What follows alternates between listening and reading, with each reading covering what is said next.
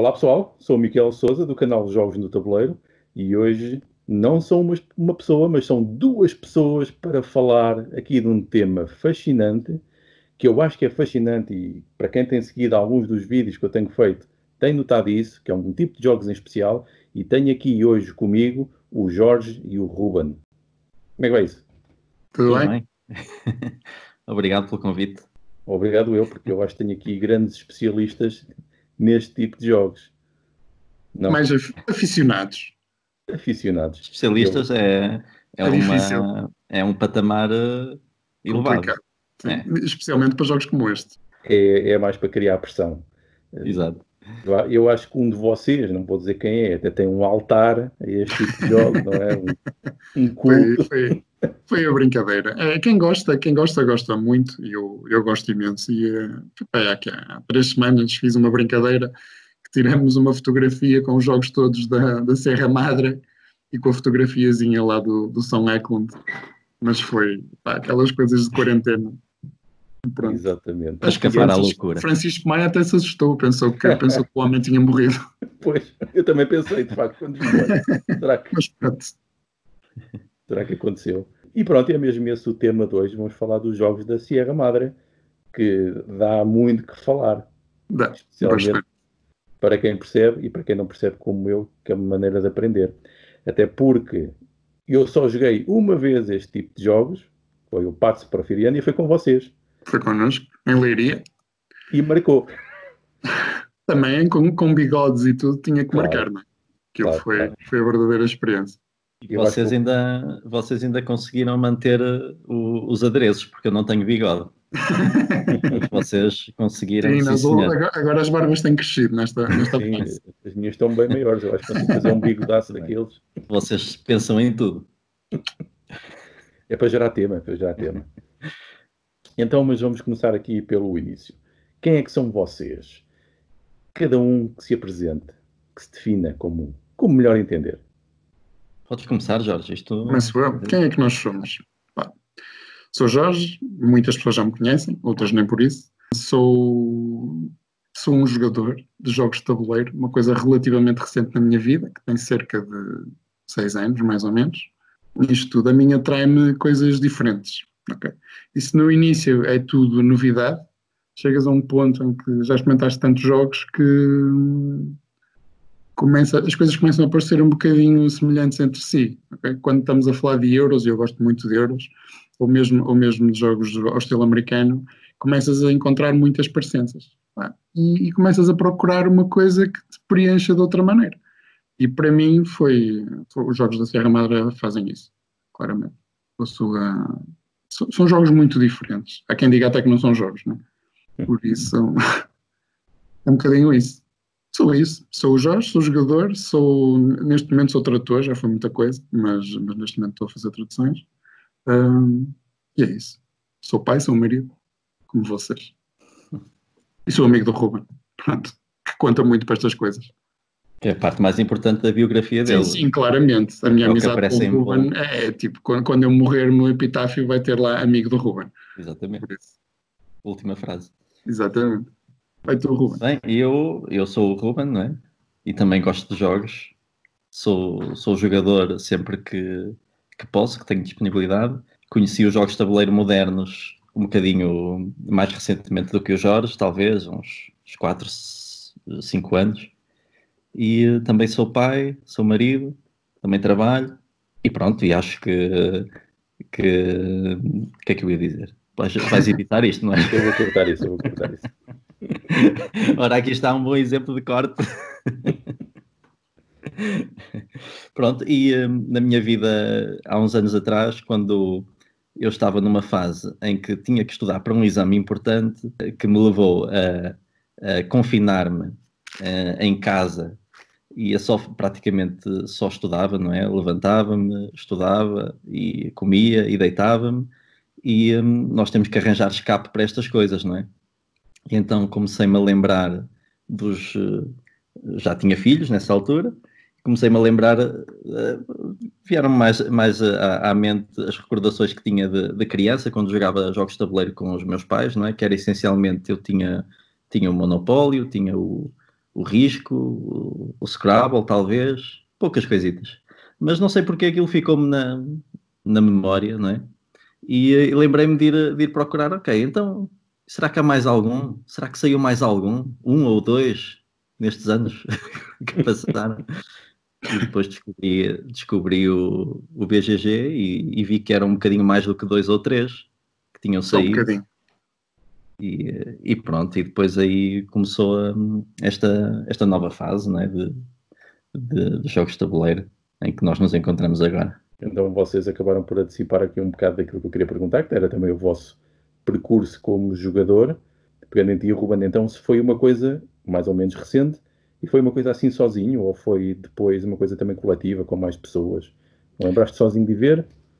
Eu lembrei-me sozinho, sim. Por acaso foi uma coisa espontânea, partiu de mim espontaneamente porque estava naquela luta interna do estudo, não é? Uhum. Passar horas e horas o dia todo a estudar, não é?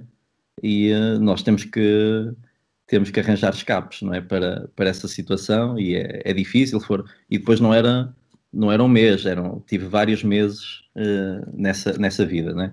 E comecei a pesquisar, como eu te disse, e depois, é claro que isto dos jogos de tabuleiro, se há coisa que não pode acontecer é estarmos sozinhos, não é? Então a primeira coisa, mal eu reparei, comecei a perceber a dimensão e o grau de interesse que isto atingia, eu lembrei-me logo de amigos de longa data que de certeza queriam gostar disto também, não é?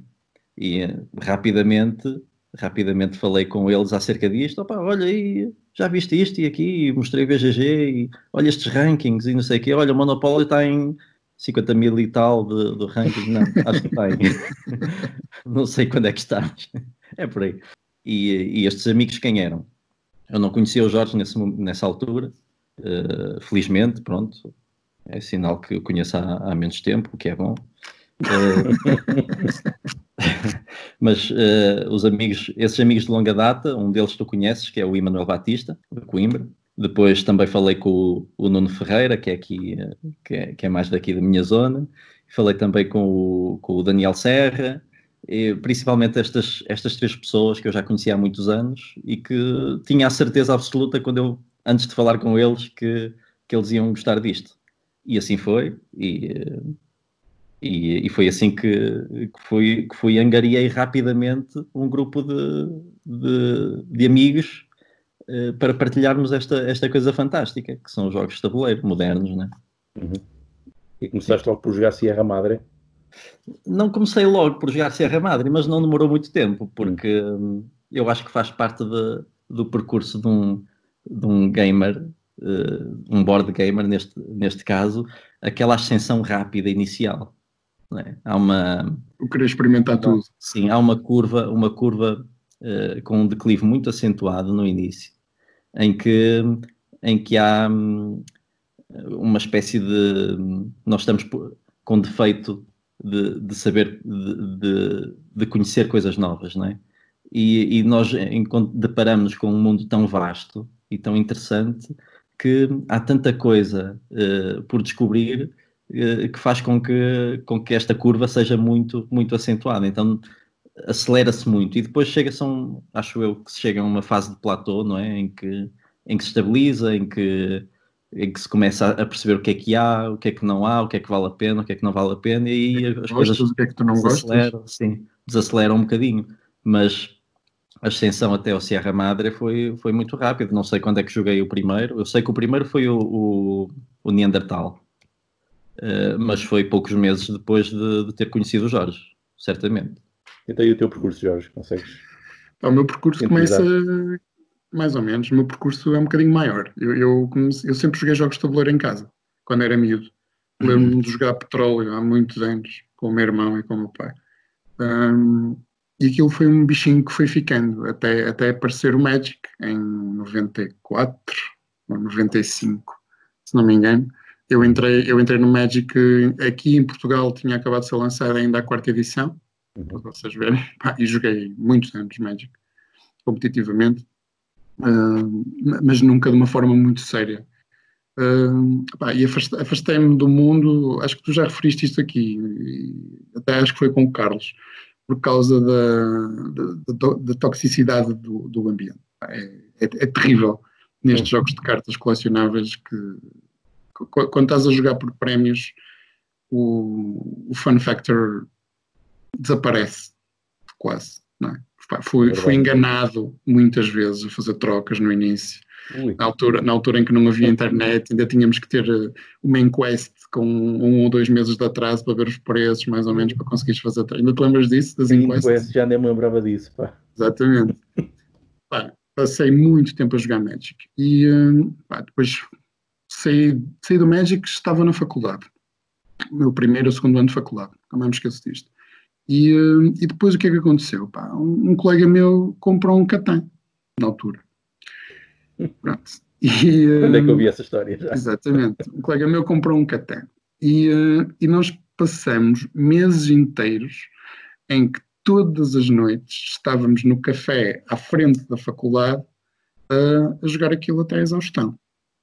Foi Catan, foi Carcassonne, e foi um bocado isso, era o que havia mais disponível em Portugal, não havia muita informação. Depois houve ali outra quebra quando acabou a faculdade, e por acaso fui trabalhar para a Serra da Estrela. Estava num sítio bastante isolado, vivia no hotel onde estava a trabalhar, e houve uma altura, deu o clique, percebes?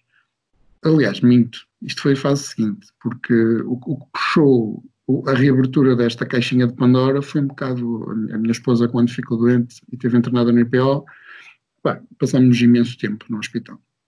E jogávamos Scrabble, horas infinitas, Scrabble. E eu comecei a pensar, tem que haver mais do que isto, tem que haver melhor do que isto. E fui à procura e encontrei um negócio porreiro. Consegui arranjar uma Big Box do Alhambra por 30 euros, uma coisa assim. E foi isto que deu clique. Eu lembro-me dela estar internada e nós estarmos a jogar Alhambra em cima da cama, porque a mesa era pequena demais no quarto onde ela estava, e nós estávamos a jogar Alhambra em cima da cama. E nunca mais me esqueço desta cena do enfermeiro entrar pelo quarto para fazer o curativo e ficar assim a olhar para nós e diz-nos literalmente isto: eu já vi muita coisa, mas nunca vi isto. Foi uma risota. Isso foi um bocadinho, foi o revivar da chama. A partir daí fui à procura e também dei um salto muito... foi muito rápido. Para mim foi muito rápido. Eu gosto de jogos... Eu gosto de todos os jogos. Eu não faço... Há muita gente que faz a distinção entre jogos complexos e jogos simples. Jogos são jogos e acho que eles adaptam-se cada um às suas situações e ao seu público-alvo. E temos que pensar um bocadinho assim, senão corremos o risco de nos transformarmos um bocado nos snobs elitistas, e isso não é bom. Não é? Mas saltei que aquilo foi Alhambra, Russian Railroads, Lagrange e Keyflower. Keyflower foi assim uma descoberta para mim fantástica. Gosto muito de Keyflower. Foi assim uma subida muito rápida. E a Sierra Madre foste tu, Ruben. Tu és o culpado desta treta da Sierra Madre. Pois, eu lembrei-me com o teu Neandertal. Lembrei-me de começar a ler as regras disto, não é? Eu gosto muito de ler regras e de as descodificar. Era um tema que me interessava, sempre me interessou as questões... A ciência, eu sempre fui mais da ciência. E adorei ler aquele livro de regras. Mesmo sendo asqueroso. Pois, eu sei que a opinião geral dos livros de regras da Sierra Madre é que é das piores coisas que pode haver no mundo. Para ler é terrível. Mas eu passei uns bons tempos a ler este livro de regras, porque lá está, também era novidade. Era a primeira vez que eu lia um livro de regras assim, não é? Com notas de rodapé muitas vezes mais extensas do que o texto principal, com as explicações científicas e teóricas que estavam inerentes àquela mecânica do jogo, ou ao simples nome que se dava a cada fase do jogo, ou a cada partícula do jogo, pronto. E realmente foi um prazer e continuo a gostar. É pena não ter tempo neste momento de me dedicar a mais livros de regras deste tipo, mas estou ansioso para que isso aconteça. sim, e foi... E penso que sim, que foi depois encontramos num café e jogamos um Neandertal. Foi. Tu e o Daniel. Sim, exatamente. Foi o Neandertal, foi o primeiro jogo que jogamos. É isso. Da Serra Madre. A partir daí, pronto, foi uma desgraça. Eu fiz anos pouco tempo a seguir. A minha mulher deu-me uma edição especial do Porfiriana e a partir daí foi sempre a abrir. Então, mas nós falámos aqui destes jogos, ou seja, estamos a falar de uma editora, nem sequer é um tipo de jogo, não é? Mesmo uma editora. E falámos que existem os Eurogames, não é? Que são diferentes. Sim. O que é que para vocês, como é que descreveriam ou como é que os definiam como... Que aspectos é que eles têm de diferentes dos outros? Eu acho que é diferente? Eu acho que há muita discussão entre os euros secos e os jogos tipo, estilo americano temáticos, não é? Há muito essas duas fações. Mas os jogos da Serra Madre são os jogos hipertemáticos. Okay? São mais do que temáticos, porque eles não estão tão preocupados em criar experiências de jogo fluídas e limpinhas, como estão em fazer as coisas tematicamente e introduzir no jogo mecânicas que espelhem aquilo que eles querem. Okay? Tu, se começares a ler o manual de instruções do Porfiriana, por exemplo, ele diz-te que cada cubo é isto, a unidade de tempo é X, a unidade de área é Y, eles vão ao pormenor. Okay? E isso dá aos jogos o quê? Dá aos jogos uma complexidade que muita gente acha que é exagerada e desnecessária, e que eu consigo concordar com essa perspectiva, ok? Mas ao mesmo tempo dá-lhes aquele fator de serem únicos, percebes? São jogos difíceis de digerir, mas que depois de tu tirares a palha são jogos mecanicamente simples, ok? Depois de aprenderes é fácil entrar nos outros, ou pelo menos já tens uma base relativamente sólida para conseguires pôr o pé nos outros. Okay? Para mim é um bocadinho isto, é não terem medo de complicar por causa do público que querem atingir, das vendas XYZ, percebes? Eles querem fazer os jogos que eles querem fazer. E fazem os jogos que eles querem fazer. Tu se vires, outra coisa que a mim me atrai imenso é os temas, que são bastante diferentes do que a maioria dos jogos que anda por aí, e não têm medo de temas difíceis, ok? Por exemplo, estamos numa fase complicada com estas tensões raciais todas, não é? E a Serra Madre tem um jogo sobre a liberação de escravos, não é? Não é um jogo fácil, aliás, eu acho que é o jogo mais complicado que eles têm, nem em tema, nem em jogo, não é? Não se escondem atrás das coisas. E isso, para mim, tem o seu valor, não é? E atrai-me bastante. E tu, Ruben? Eu, Jorge? Eu concordo contigo, são jogos tão hipertemáticos que se tornam simulações, não é? Essencialmente são simulações, e eu consigo dividi-los essencialmente em duas fações dentro da Serra Madre, não é? Que são as simulações científicas e as simulações históricas. E é essencialmente isto que esta editora faz, não é? Que, como tu bem disseste, não estão preocupadas com o tema, e que o tema transpareça em cada momento do jogo. É certo que às vezes são coisas mais subtis ou que nós não entendemos, mas a maior parte das mecânicas e das mecânicas não digo, as mecânicas são mecânicas como todas as outras. Pronto, eu também não percebo muito de mecânicas, tenho dificuldade em perceber mecânicas, mas o jogo é construído com base naquele tema, e depois eles arranjam forma de coisa fluir, de encaixar para aquilo. E acho que são jogos difíceis de aprender, essencialmente, mais difíceis de aprender do que um euro pesado, um heavy euro. Porquê? Principalmente por causa da terminologia que é utilizada, porque eles também não se inibem de utilizar terminologia científica ou histórica precisa, não é? Eles não estão com o trabalho de traduzir coisas. Eles não querem traduzir. Se é bioma, se é substrato biológico, é substrato biológico. Portanto, e nós temos que levar com aquilo na cabeça, e é assim ou não é. Pronto. E outra dificuldade do jogo é fazê-lo correr numa mesa, não é? Porque eu acho que só depois de muitas sessões daquele jogo é que nós conseguimos ensiná-lo bem, sim, de uma forma que seja agradável para toda a gente na mesa, não é?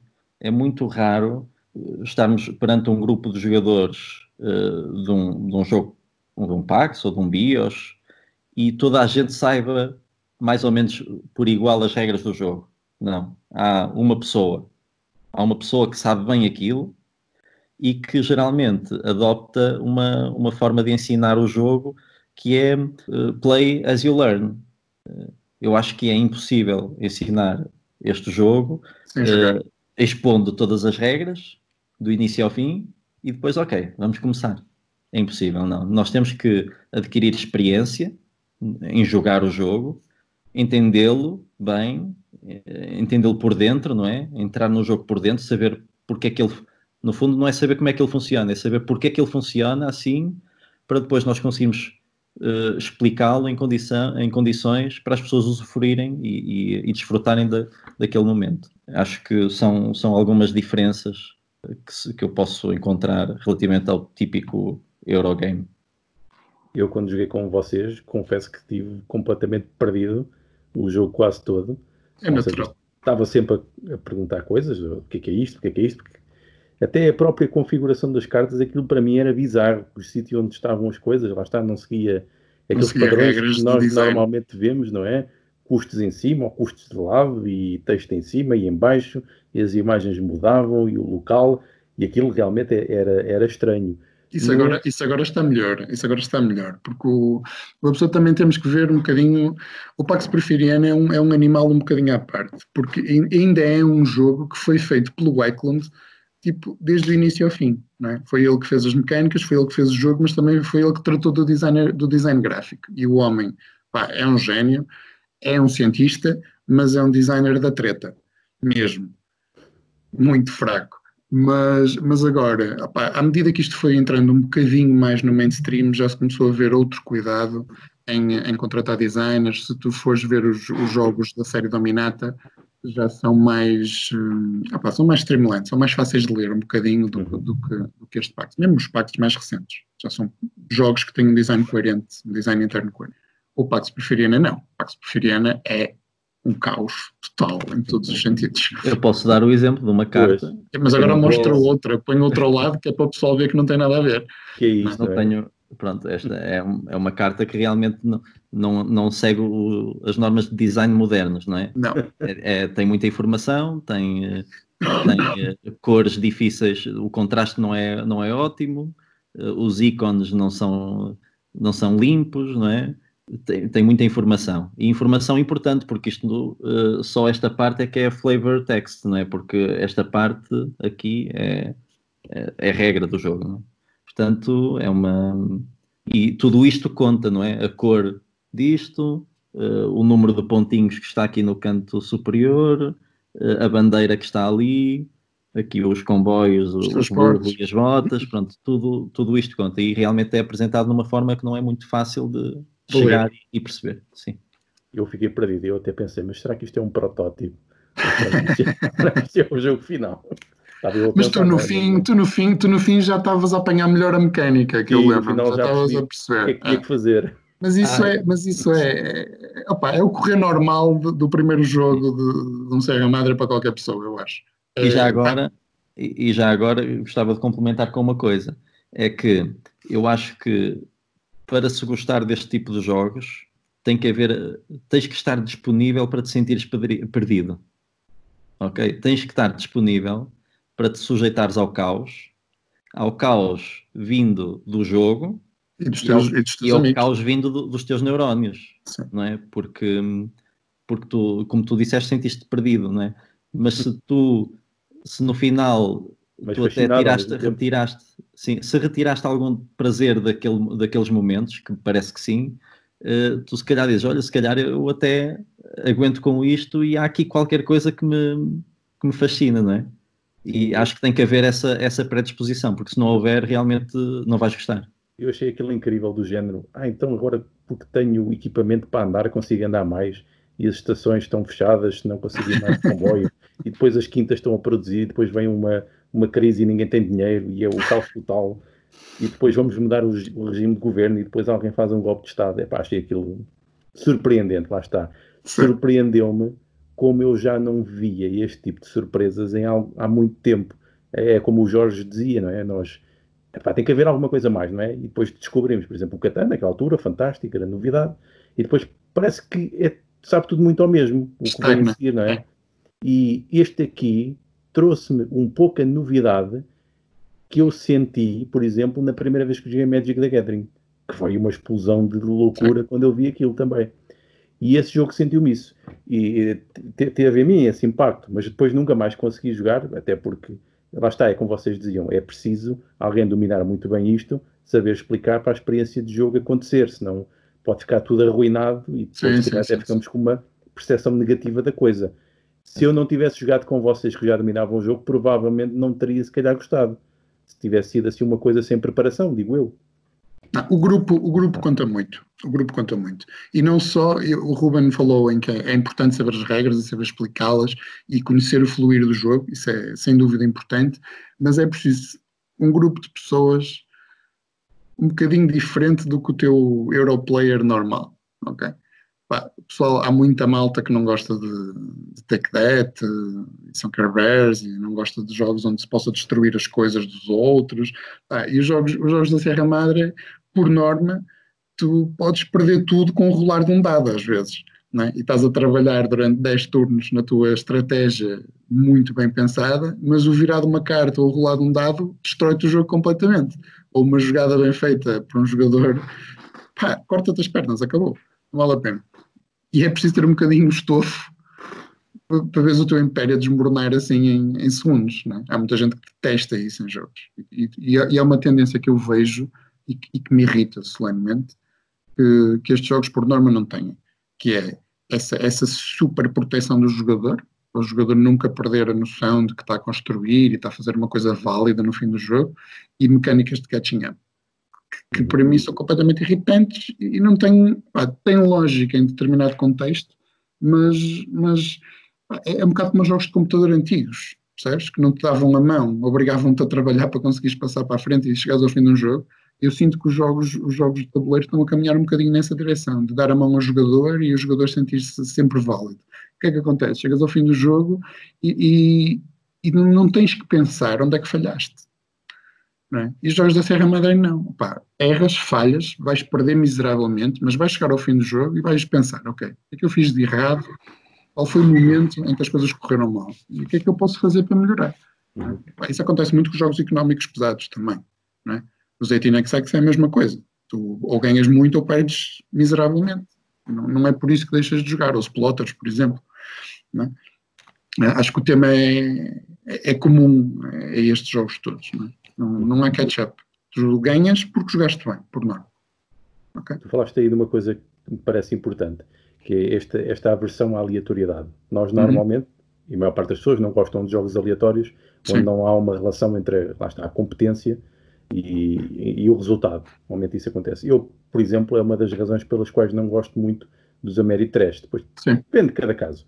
Porque acho que aquilo é demasiado aleatório e não está tão relacionado com a minha interação com o jogo. São coisas que eu não controlo, nem têm qualquer relação com o que eu fiz. E acho que isso é frustrante. No entanto, neste jogo, eu achei curioso, porque o jogo tem isso, não é? Coisas que nós não aleatório, é o virar de cartas. Grande. Mas eu não senti essa frustração. Provavelmente tinha a ver com a predisposição para aprenderes uma coisa nova. Sabendo que estava a aprender uma coisa nova e que, no fundo, era uma simulação de um contexto que é caótico por si mesmo. Sim. E foi um bocado isso que eu senti, sinceramente. Ou seja, a minha aversão à aleatoriedade não se manifestou tanto naqueles jogos. Eu acho que a aleatoriedade é um bocado uma faca de dois gumes. Não é? O pessoal fala contra a aleatoriedade, mas se começarmos a ver, na realidade, há muita coisa na nossa vida que é aleatória. Não é? Porque é que os jogos não vão espelhar isso? Não é? Nem tudo tem que ser sobre a informação perfeita e a jogada perfeita que foi pensada durante 30 minutos com AP. Não tem que ser assim. Não é? Os jogos da Serra Madre, por norma, são muito mais táticos do que estratégicos. Okay? Tens que ter um bocado de jogo de cintura para te conseguires adaptar às situações que o jogo te apresenta. Pronto. E isto é que é importante reter. é que aquela aleatoriedade que tu vais sentir no teu primeiro jogo, a seguir vai se transformar um bocadinho em estratégias de mitigação. Ok? Tu já começas a perceber que cartas é que tens que ir buscar, se tiveres isto disponível, o que é que tens que fazer para tentares-te pôr numa posição em que, quando o estado de jogo te permita, ok, consigas atacar em força. E é um bocadinho isto. São aleatórios, são, mas depois de alguma experiência consegues ter estratégias para minimizar isso. Okay? Nunca vai eliminar completamente, não, e um bocado, a magia destes jogos é um bocadinho essa, é nunca saberes o que é que está muito à frente, ok? Mas é isso que é importante reter, tens que ter jogo de cintura para te saberes adaptar à situação. E todos eles são assim. Uns mais, uns menos, mas eu sinto isso. Não sei se concordas. Uns bem mais, porque, sim, por exemplo, o Neandertal, o Greenland, os biogénesis, que usam dados como uma mecânica principal, exacerbam este fator, não é? Mas aí tem lógica. Mas lá está, eles são simulações científicas, exato, não é? Em que o acaso, sem dúvida, que teve um papel fundamental no que aconteceu, não é? Claro. Na formação de vida na Terra, por exemplo, quando lembrando-me do biogénesis. Portanto, eu quando vou jogar um jogo de biogénesis ou um jogo de Neandertal, eu sei que vou para aquilo. Pronto, não me vou sentir frustrado, talvez aqui ou ali, mas faz parte, porque o prazer dos jogos também, a frustração está inerente ao prazer que nós tiramos dos jogos, não é? Não podemos esquecer disso. Nós não gostamos dos jogos só quando os ganhamos. Só quando ganhamos, exato. Não é? Isso é muito importante. Porque é que nós continuamos a gostar de um jogo que sistematicamente perdemos? Isto prova que não são só os eventos positivos que nos dão feedback positivo. Os eventos negativos, os maus resultados também nos dão feedback positivo do jogo. Não é? Para mim, no meu caso, o Neandertal foi sem dúvida o que eu joguei mais. É um jogo que eu gosto muito e é um jogo que neste momento eu consigo jogar com estratégia. Apesar de que, se alguém de fora vier jogar pela primeira vez este jogo, ele certamente vai dizer, e eu posso concordar com ele, porque ponho-me no lugar dessa pessoa, que o jogo é essencialmente sorte. Ora, neste momento eu consigo jogá-lo com um mínimo de estratégia e de mitigação, como o Jorge estava a dizer, para minimizar essa parte da sorte e fazer com que reescrever a história de uma forma mais conveniente para mim. E nós tivemos um exemplo disso quando jogamos o Neandertal em Braga, lembras-te? Sim. Foi eu, tu e o Manuel, os três já sabíamos jogar e é que começas a ver a diferença, não é? Quando estás a jogar com pessoal que já tem alguma experiência, os jogos transformam-se completamente, não é? Tanto porque não tens ninguém às apalpadelas, não é? Que é sempre um bocadinho difícil de gerir. Portanto, porque nós também, eu sinto isto, pelo menos quando estou a tentar explicar um jogo deste a uma pessoa que nunca jogou, não vou jogar para matar, porque senão é muito fácil um jogo destes acabar rapidamente, se estiveres a jogar com pessoas que não sabem o que é que estão a fazer. Portanto, é melhor fazer o win-in e ir mostrando as mecânicas com calma, não entrar a chacal mesmo, porque senão não ganhas um fã. E isso é a coisa difícil. Nós temos muita sorte, eu acho, no grupo que temos, porque quase todos nós gostamos disto. Portanto, não temos grande dificuldade em levar um jogo destes à mesa. Mas acredito que haja grupos onde 20 pessoas uma quer jogar, por exemplo. Eu vou tentar ter aqui um grupo que jogue isto também em Leiria. É bom. Eu já tenho o meu Pax Família e o Pax Renaissance encomendados, porque me parece que são aqueles que entram assim mais no meu estilo de jogo. Portanto, espero que sim. Eu digo em Leiria no meu grupo mais próximo, que eu sei que há mais pessoal em Leiria que joga coisas destas. Mas sim, é uma coisa que vou tentar apostar no futuro, em ter pelo menos, como eu costumo dizer, não são jogos que provavelmente eu vou andar a jogar todas as semanas, mas eu vou tentar criar o hábito de jogar isto algumas vezes por ano. Sim. Em dias específicos, com pessoas específicas para jogar este tipo de coisas, porque eu realmente digo que gostei muito daquele ambiente. Eu acho que até vais sentir necessidade de o fazer, não é? Porque vais sentir que vais arranhar a superfície do jogo. da primeira vez que o jogas, e da segunda vez que o jogares vais arranhar um bocadinho mais, ou 2 arranhadelas ou 3, e vais sentir uma necessidade de o jogar mais vezes, por isso não vai ser grande esforço, é só arranjar tempo. Vamos ver, vamos ver quando ele chegar. Outra coisa que me parece, nós também já falámos sobre isto, é que isto são jogos que normalmente se amam ou que se odeiam. Sim. Isto é mesmo assim ou não? Opa, eu acho que sim, é um bocadinho, porque é um bocado que o Ruben disse, ou estás aberto à aleatoriedade e ao caos e à predisposição para isso, ou não estás, não é? Nesse sentido são jogos muito, muito polarizantes, porque há malta que vai testar tudo o que lhe pode acontecer neste jogo, há malta que vai achar que não consegue ter uma estratégia coerente, e sim. E há malta que vai adorar as facadas nas costas e os joelhos partidos, como nós, não é? Tipo, às vezes é terrível. É olhar para os olhos e chorar um bocadinho. Mas, pronto, É só sangue derramado. é terrível. Mas acredito que sim, que sejam jogos altamente polarizantes. Não tenho dúvidas disso. Há malta, por exemplo, uma pessoa com quem eu falei muito sobre isto também foi o João do grupo de Board Gamers do Porto. Opa, eu posso dizer que lá é a única pessoa que gosta disto. Não é? É a única pessoa que gosta disto. O resto da malta acha que é um caos. Preferem jogar os seus euros perfeitamente equilibrados e parametrizados do que darem-se a isto. E há muita malta que diz também que é demasiado tempo investido para aquilo que o jogo te dá. Ok? Eu não concordo. Acho que tu perdes tempo a perceber o jogo, entrar nas mecânicas, entrar no jogo, perdes tempo. Sim. Há jogos que acabam em meia hora.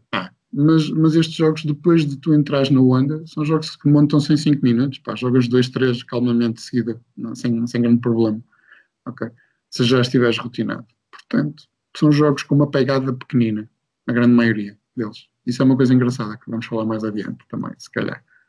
Que é o form factor destes jogos, para mim é fantástico, na maioria deles. São caixas minúsculas, um baralho de cartas e meia dúzia de peças. Levas isto para qualquer lado. Queres comentar isto, Ruben? Do amor-ódio? Sim, já tínhamos tocado um bocadinho nesse assunto, não é? Quando eu falei da predisposição que as pessoas têm para dedicar umas horas a isto, e se no final acham que foi tempo perdido ou não, é? Se foi só a sorte que comandou ou se não foi. Dentro do... É assim, eu não sou especialista nos jogos da Sierra Madre, né? Joguei mais jogos, como eu te disse, isto obedeceu àquela curva, não é? Aquela curva ascendente rápida, em que joguei mais jogos, depois aquele platô e depois uma curva descendente por causa dos motivos profissionais e outros. Mas há jogos muito diferentes dentro da editora Sierra Madre dos que eu conheço, não é? E se há jogos, como o Jorge disse, que podem acabar em meia hora, há outros jogos que têm turnos pré-definidos e até podem durar mais tempo do que os turnos pré-definidos, até porque tem que obedecer àquele tema, não é? E o tema também dita se o jogo tem que durar X tempo ou se pode acabar a qualquer momento. Isso também faz parte do tema. Portanto, acho que sim, acho que são jogos polarizantes, porque são como tudo que é extremo, não é? Eu acho que estamos a falar de um tipo de jogos que está no extremo de um espectro que já de si é muito amplo, não é? Muito alargado, e se estão num extremo têm obrigatoriamente que ser polarizantes. Portanto, faz parte do jogo e se são polarizantes acho que é bom sinal. São distintos dos demais, não é? Tem esse... Sim. Ou seja, Sim, é um nicho dentro do nicho. Sim, ao mesmo tempo são distintos, e depois às vezes penso nisso, mas acho que por outro lado são jogos como outros quaisquer. Sei lá, eu tenho dificuldade em criar compartimentos dentro do mundo dos jogos. Não consigo compartimentalizá-los na minha cabeça adequadamente. Eu jogo um jogo e gosto. Ou não gosto.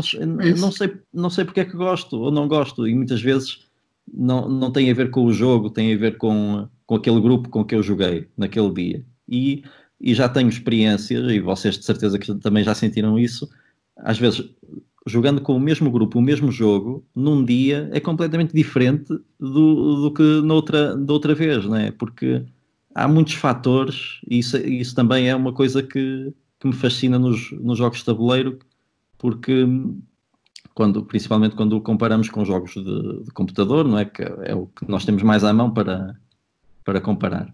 A característica social que eles têm, não é? E muitas vezes também emocional, mesmo em euros secos, tem um componente emocional importante, não é? Porque estamos todos juntos e estamos a trocar impressões e a pressionar-nos uns aos outros, etc. Isso muda de um dia para o outro. O mesmo jogo com o mesmo grupo. Até podes fazer uma investigação acerca disso.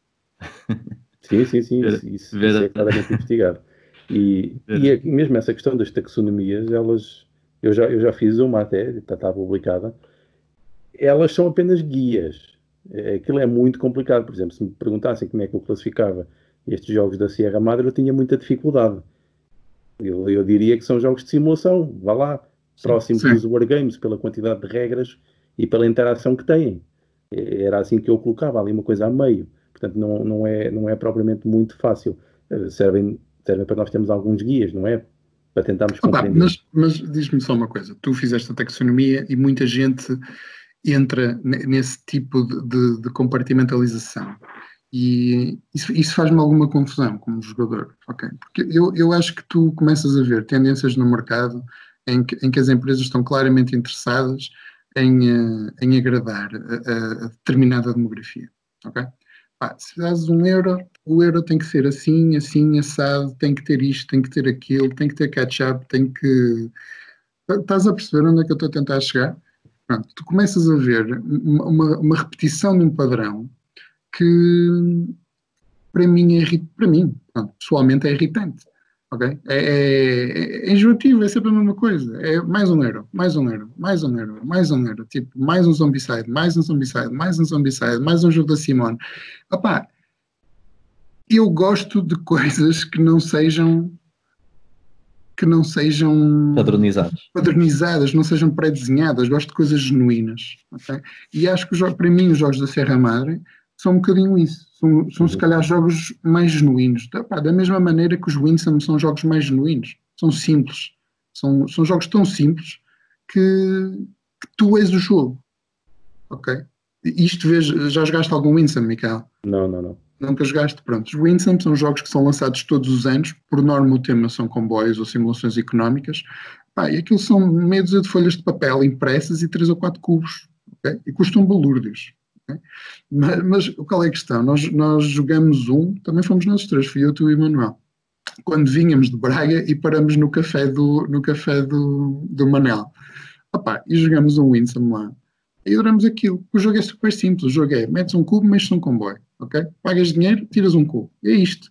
Portanto, a mecânica é simples, mas a interação entre os jogadores chega a um ponto que é o jogo. Okay? É uma simplicidade mecânica muito enganadora. Okay? E eu sinto um bocadinho isto nestes. São outliers. Okay? São jogos que não têm as arestas limadas. E isso dá-lhes personalidade. Bastante personalidade. Na minha opinião. Por exemplo, a taxonomia que eu fiz tinha uma intenção clara. Era para distinguir a partir de quando é que nós temos os jogos de hobby, aqueles que nós dizemos que são jogos de tabuleiro modernos, mas o que é mais correto é dizer de hobby, porque a história deles está associada ao hobby, de quem começou a investigar e buscar isto aos jogos militares, porque a origem vem muito daí e começou depois a criar jogos para poder jogar. Foi mais para distinguir esse tipo de coisas, para comparar com os outros jogos que não são deste tipo. Porque depois, ao conseguir analisar as características destes jogos, no meu caso, e essa é a intenção, nós podemos aprender com eles para depois fazer então simulações para outras aplicações de jogos. É essa a razão. Claro. Que é para desconstruir, para perceber a lógica daquilo, para podermos transferir para depois outras áreas do conhecimento. E normalmente é essa a razão. Não, eu acho que faz sentido, numa perspectiva científica, fazer isso, e acho perfeitamente natural.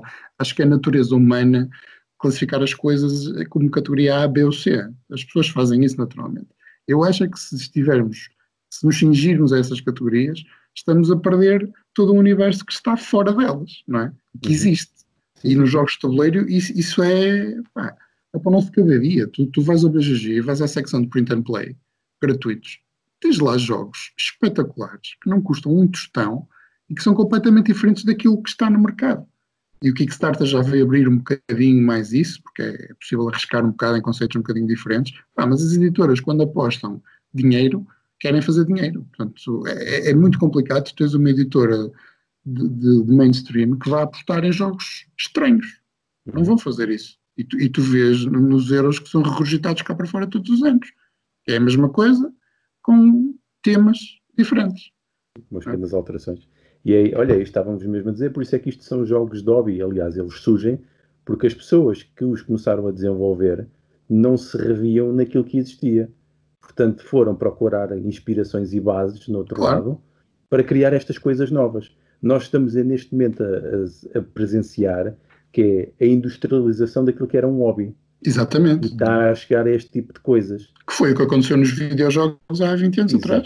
Eu acho que os paralelos são impressionantes. E eu trabalho na indústria dos videojogos. Os paralelos são impressionantes. O que é que aconteceu aos jogos de computador e o que é que vai acontecer, na minha opinião, aos jogos de tabuleiro. Okay? Porque isto vai chegar a um patamar em que as coisas vão implodir. Porque nós temos demasiado produto a ser lançado para o mercado para ser sustentável para toda a gente. Acho eu. Tudo bem que temos um crescimento nos 2 dígitos todos os anos, mas a quantidade de produto está a começar a tornar quase impossível um desconhecido ser conhecido. Não é? Porque o que é que nós vemos? Nós vemos as grandes editoras fizeram um hijack ao Kickstarter. Não é? Portanto, as coisas estão tão enroladas numa bola, não é? Que não é fácil uma pessoa que tenha um conceito diferente entrar no mercado e vingar. Não é fácil. Mesmo com a exposição toda que a internet consegue dar. É tudo uma máquina de hype agora. Se tu não fazes a campanha no dia X, não vais conseguir. Se não fizeres publicidade na BGG primeiro, não vais conseguir. Se não fizeres... é impressionante a maneira como isto está a ser tratado e como é que isto está a mudar tão depressa. É muito rápido esta mudança para mim. E para mim foi em poucos anos, eu vi isso. Eu passei do deslumbramento inicial, o meu primeiro ano e meio, 2 anos, para olhar para as coisas assim um bocadinho, pronto, é tipo sabes? Sim, e quando tu andas, por exemplo, de lojas de país para país, tu notas isso. Sim. Tu notas que os produtos que estão num tipo de loja, num tipo de país, não são os mesmos que estão no outro lado. Claro. E é mesmo por isso que tu dizes, há uma quantidade imensa de coisas a serem produzidas que nem sequer há sítio em loja para as ter. Nem sequer existe. É impossível. É impossível. O que tu começas a ver é enclaves. Okay? Tens os wargamers num sítio e tens a malta dos euros no outro e a malta do Ameritrash no outro. Isso é um bocado a antítese daquilo que os jogos de tabuleiro querem fazer, que é juntar pessoas. Não é? Eu não faço grande distinção, sinceramente, e sou muito sincero quando digo isto. O pessoal às vezes acha que eu estou na brincadeira, mas não estou. Quando digo que não faço grande distinção entre jogar um Vital ou jogar um Arraial, não faço. Percebes? Acho que são jogos que eu tiro para a mesa em alturas diferentes e com pessoas diferentes. Mas a intenção é um bocadinho a mesma. Okay? Eu não jogo os jogos por causa dos jogos. Eu jogo os jogos por causa das pessoas e para estarmos juntos e nos divertirmos. O que quer que isso seja. Não é? Diversão. Quando tu focas demasiado numa coisa, acho que estás a perder muito, sinceramente. Eu jogo imenso com crianças e divirto-me como quando jogo com o Ruben. É a mesma coisa. Impossível, isso é impossível. Sim, Ruben, tu és fantástico. Se tivesse outro filho, eras tu. Não, eu por acaso estava a dizer impossível porque é mesmo impossível. E não era por ser eu. Porque jogar com crianças é outro desafio, não é? É outro trabalho. Depende do que estivermos, depende das crianças e do contexto. Eu se calhar faço um bocadinho mais de distinção dos jogos do que o Jorge. É claro que eu posso jogar com os meus filhos um Arraial, mas não preferia jogar com os meus filhos uma versão simplificada do Vinhos. E vais jogar daqui a 5 anos? Não. Agora, uma versão simplificada. Uma das coisas que eu acho que fazia mais falta era pegar em heavy games e fazer regras kids-friendly, para nós podermos jogar os jogos que mais gostamos com os pequeninos que nós mais gostamos. É o sonho.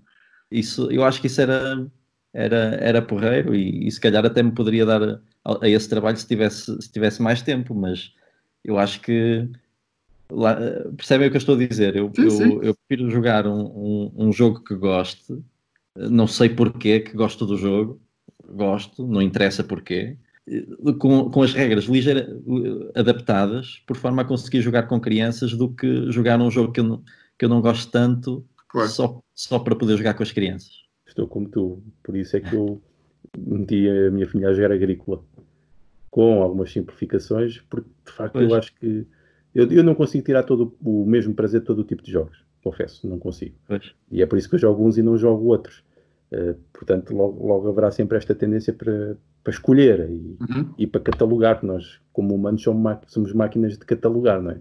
Estamos sempre a meter rótulos em tudo e mais alguma coisa, porque nos ajuda a tomar decisões, senão entrávamos em queima cerebral no excesso de análise de tudo e mais alguma coisa, não é? Por isso é que fazemos estes atalhos. Falando em tipo de jogos, deste tipo de jogos, quem começa a jogar este tipo de coisas, e isto em relação com o que estávamos a falar, acham que depois volta a jogar as outras coisas com o mesmo tipo de prazer? Não há aqui uma espécie de... É impossível voltar atrás? Não, eu acho que não tem nada a ver. Eu gosto de jogar... Eu comecei pelos Euros e continuo a jogar Euros sempre que posso. Jogo um belo Euro seco, por exemplo, os meus jogos preferidos. Um belo Euro bem sequinho. Não é por causa... Por ter experimentado, eu acho que é só mais um episódio, não é? Experimentar jogos deste tipo ou daquele, é só mais uma forma que nós temos de encontrar um jogo que nos una à volta de uma mesa, não é? Não, acho que não há, tenho dificuldade em imaginar uma situação em que tu começas a jogar, estamos a falar de Sierra Madre, vamos continuar, jogar um jogo de Sierra Madre e depois só jogar deste tipo de jogo. Sierra Madre. Não imagino essa situação, até porque lá está, depois inverte-se o esquema, é que se nós estivermos sempre a jogar Sierra Madre, bem, eu precisava de uma coisa diferente. Claro. Que Euro seco que me soube bem agora, após tantos anos, já nem me lembrava que isto era tão bom. Não, acho que é só mais um tipo de jogo. Eu relativizo muito estas coisas. Eu acho que o mais importante é nós gostarmos, tirarmos partido do que estamos a fazer, a jogar, ou quer seja no trabalho ou em hobby, qualquer que seja o jogo. Por acaso calhou de nós gostarmos e de nos influenciarmos uns aos outros no nosso grupo, por forma a virtualmente toda a gente do nosso grupo gostar de jogar isto e estar disposto a isto, a esta frustração que às vezes acontece. Acho que é só um incidente no percurso, e tu podes ir por aquele atalho e jogar um Pax Porfiriana e depois a seguir podes jogar um Panamax ou um Vinhos ou sei lá, um Puerto Rico. Acho que é só mais uma solução que temos, uma opção. Para mim, que não percebo nada de jogos da Sierra Madre, vocês conseguem me falar, por exemplo, em jogos icónicos e porque é que eles são diferentes dos outros, ou o que é que os caracteriza? Conseguem referir assim a alguns para quem não saiba nada disso? Só nos jogos da Sierra Madre? Só dos da Sierra Madre. Portanto, existe este, faz isto, este, aquilo e aquilo. Os jogos da Sierra Madre, como o Ruben já tinha dito, dividem-se em duas grandes famílias. Okay? São os jogos científicos, são os jogos históricos. Os jogos científicos, o Eklund chama-lhes por norma a série Dominata. Okay? E isto vai cobrir a história toda, desde o início da vida, que é o primeiro jogo, que é o Biogenesis, ok? Até... Ruben, tens aí o iFrontier? Tenho. Pronto. Até à conquista do espaço pelo homem, pelo iFrontier. Ou só pegar na capa, porque ele é mais pesado do que isto. Mais sim. O que é que acontece? Estes jogos da Mineta, por norma, são jogos altamente focados em conceitos científicos e são jogos focados também em mecânicas um bocadinho mais aleatórias do que os jogos históricos. O que é que acontece? E o que é que eu acho super interessante nisto? É que tu podes encadear os jogos. Tu podes usar o estado final de um para teres o arranque do próximo capítulo. Ok? Por exemplo, tu começas o Biogenesis como uma célula e has de evoluir até ao fim do jogo até teres um organismo Como é que ganhas, Ruben? Tens que ter um organismo em terra, não é? Que já saiu da água. Tens que ter um macro-organismo. Não tens que ter. Não tens que ter. O jogo Mas o termina. intuito, Por acaso, já não me lembro como é que o jogo termina. Já não jogo este há algum tempo. Faz falta. Mas sei que não és obrigado a ter um tipo de organismo. Sei que se conseguires evoluir desde um pequeno substrato biológico, porque nós nem começamos como uma célula. Nós começamos com uma coisa inferior à célula. Começamos como um substrato biológico inespecífico, sem grande nome, que por obra do acaso e das condições atuais na Terra, pode gerar uma bactéria, uma célula, okay? Um organismo unicelular. E o objetivo é, nós somos esse organismo unicelular, ou pelo menos estamos responsáveis por cuidar daquele organismo unicelular e depois transformá-lo num organismo multicelular. E estes organismos nós sabemos que começaram na água, em ambiente aquático.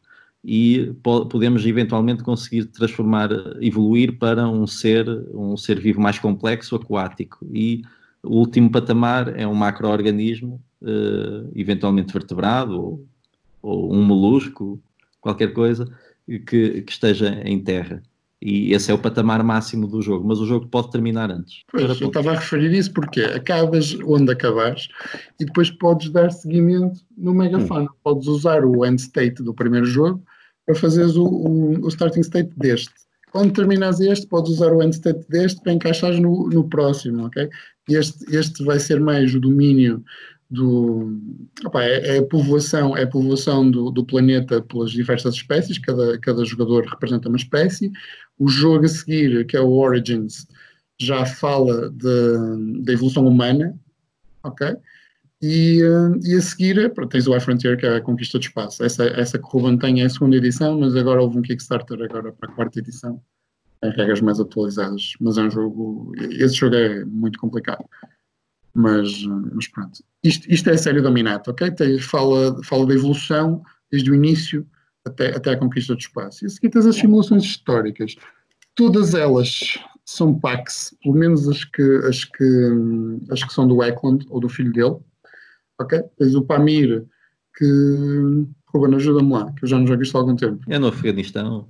É no Afeganistão. Século XVIII ou exatamente. XIX.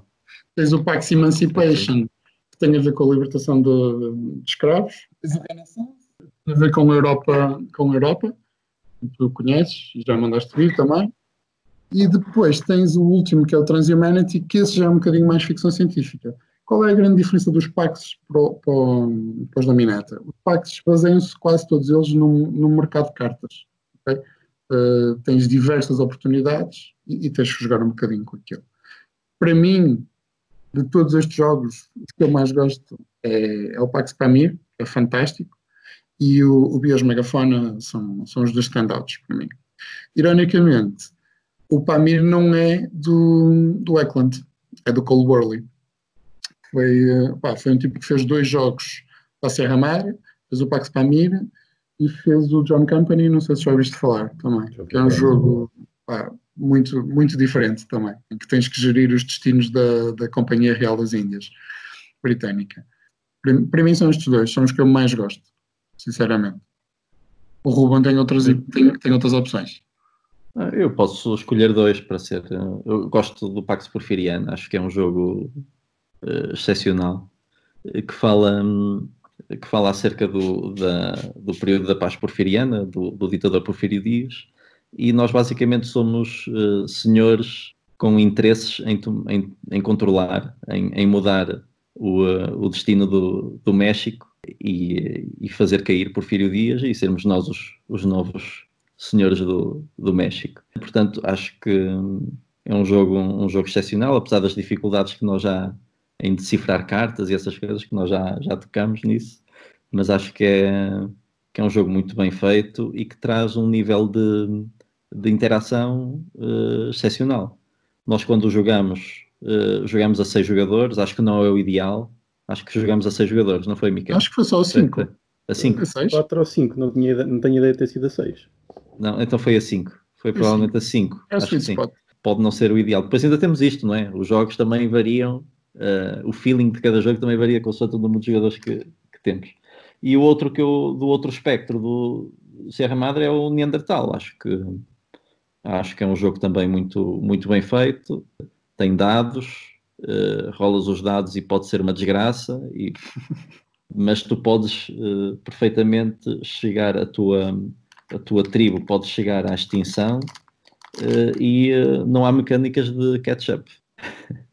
Portanto, ou tratas bem com responsabilidade, ou geres com responsabilidade o teu risco e não vais com 2 gajos tentar caçar um mamute ou um tigre dente de sabre, não é? Os teus últimos 2 gajos, tens que gerir isso bem e tens que ter alguma responsabilidade nisso, senão corres o risco de ficar perdido a meio do jogo. É assim, mas um dos melhores jogos, uma das melhores sessões de jogo que eu já tive, acho que foi esse jogo que fizemos a 3 do Neandertal em Braga com o Jorge e com o Emanuel, que foi um jogo, sei lá, foi épico, nunca mais nos esquecemos, e isso é que faz destes momentos, não é? Coisas importantes, não é? Que não nos saem da memória. Eu acho que há aqui uma coisa importante de dizer, é que estes jogos são altamente narrativos. Tu chegas ao fim do jogo e consegues ter uma história feita, ok? Desde o início até o fim do jogo tens um arco. E é muito engraçado ver isso, não é? Não estás ali a rolar dados só para rolar dados. Pá, tu às vezes estás a tentar controlar a tua tribo, tentar que não cresça demasiado, porque senão é atacada pela peste, ou tentar que não deixe a níveis muito baixos, não, depois não consegues caçar. Pá, isto cria ali uma narrativa super interessante para analisar no fim. Não é? São jogos que tu acabas de jogar e acabas a falar nos jogos. Não é aquele jogo que tu metes na caixa e metes na estante. Pá, falas do jogo e no dia a seguir lembras-te e falas até voltar à mesa. Claro que nós nunca debatemos a narrativa no final do jogo. Queixamos-nos do azar que tivemos naquele lançamento ou no outro, que estragou o nosso jogo completamente. É o queixume do costume. É o queixume do costume. Principalmente o Emanuel, que está sempre a chamar pela vaquinha dele para ter sorte nos dados. Eu tenho visto também algumas críticas a estes jogos em que dizem que, lá está, não são jogos. E que há quem diga até que, eu tenho visto isto escrito em vários sítios, que os jogos são medíocres. Ou seja, isto será que é aqui um limite muito ténue entre a genialidade e a mediocridade? O que é um jogo? O que é um jogo? Estás a perguntar ao investigador. Queres a minha definição? Quero. Eu acho que o importante aqui é definir o que é um jogo. Eu gosto desta definição, em que é um sistema de regras interativo, em que os jogadores interagem num conflito, Sim. Que tem regras, já disse, e que tem resultados mensuráveis. Pronto. Então é um jogo. Então é um jogo. São jogos. Okay. Essa parte já está. Agora falta a parte do medíocre. eu acho que é o choque da realidade, do que é que são estes jogos com os conceitos que as pessoas têm, do que é que deverá ser um jogo. E voltamos outra vez à mesma conversa das mecânicas limadinhas e das arestas polidas. Não é? Eu concordo se me disseres, por exemplo, que, especialmente neste jogo, e acho que muita gente critica este jogo. O Biogénesis é um jogo em que os dados são tudo. Okay? E tu, mesmo tendo estratégias de mitigação e mecânicas de mitigação, podes ser obliterado por rolar mal. Okay? Isso deixa muita gente frustrada.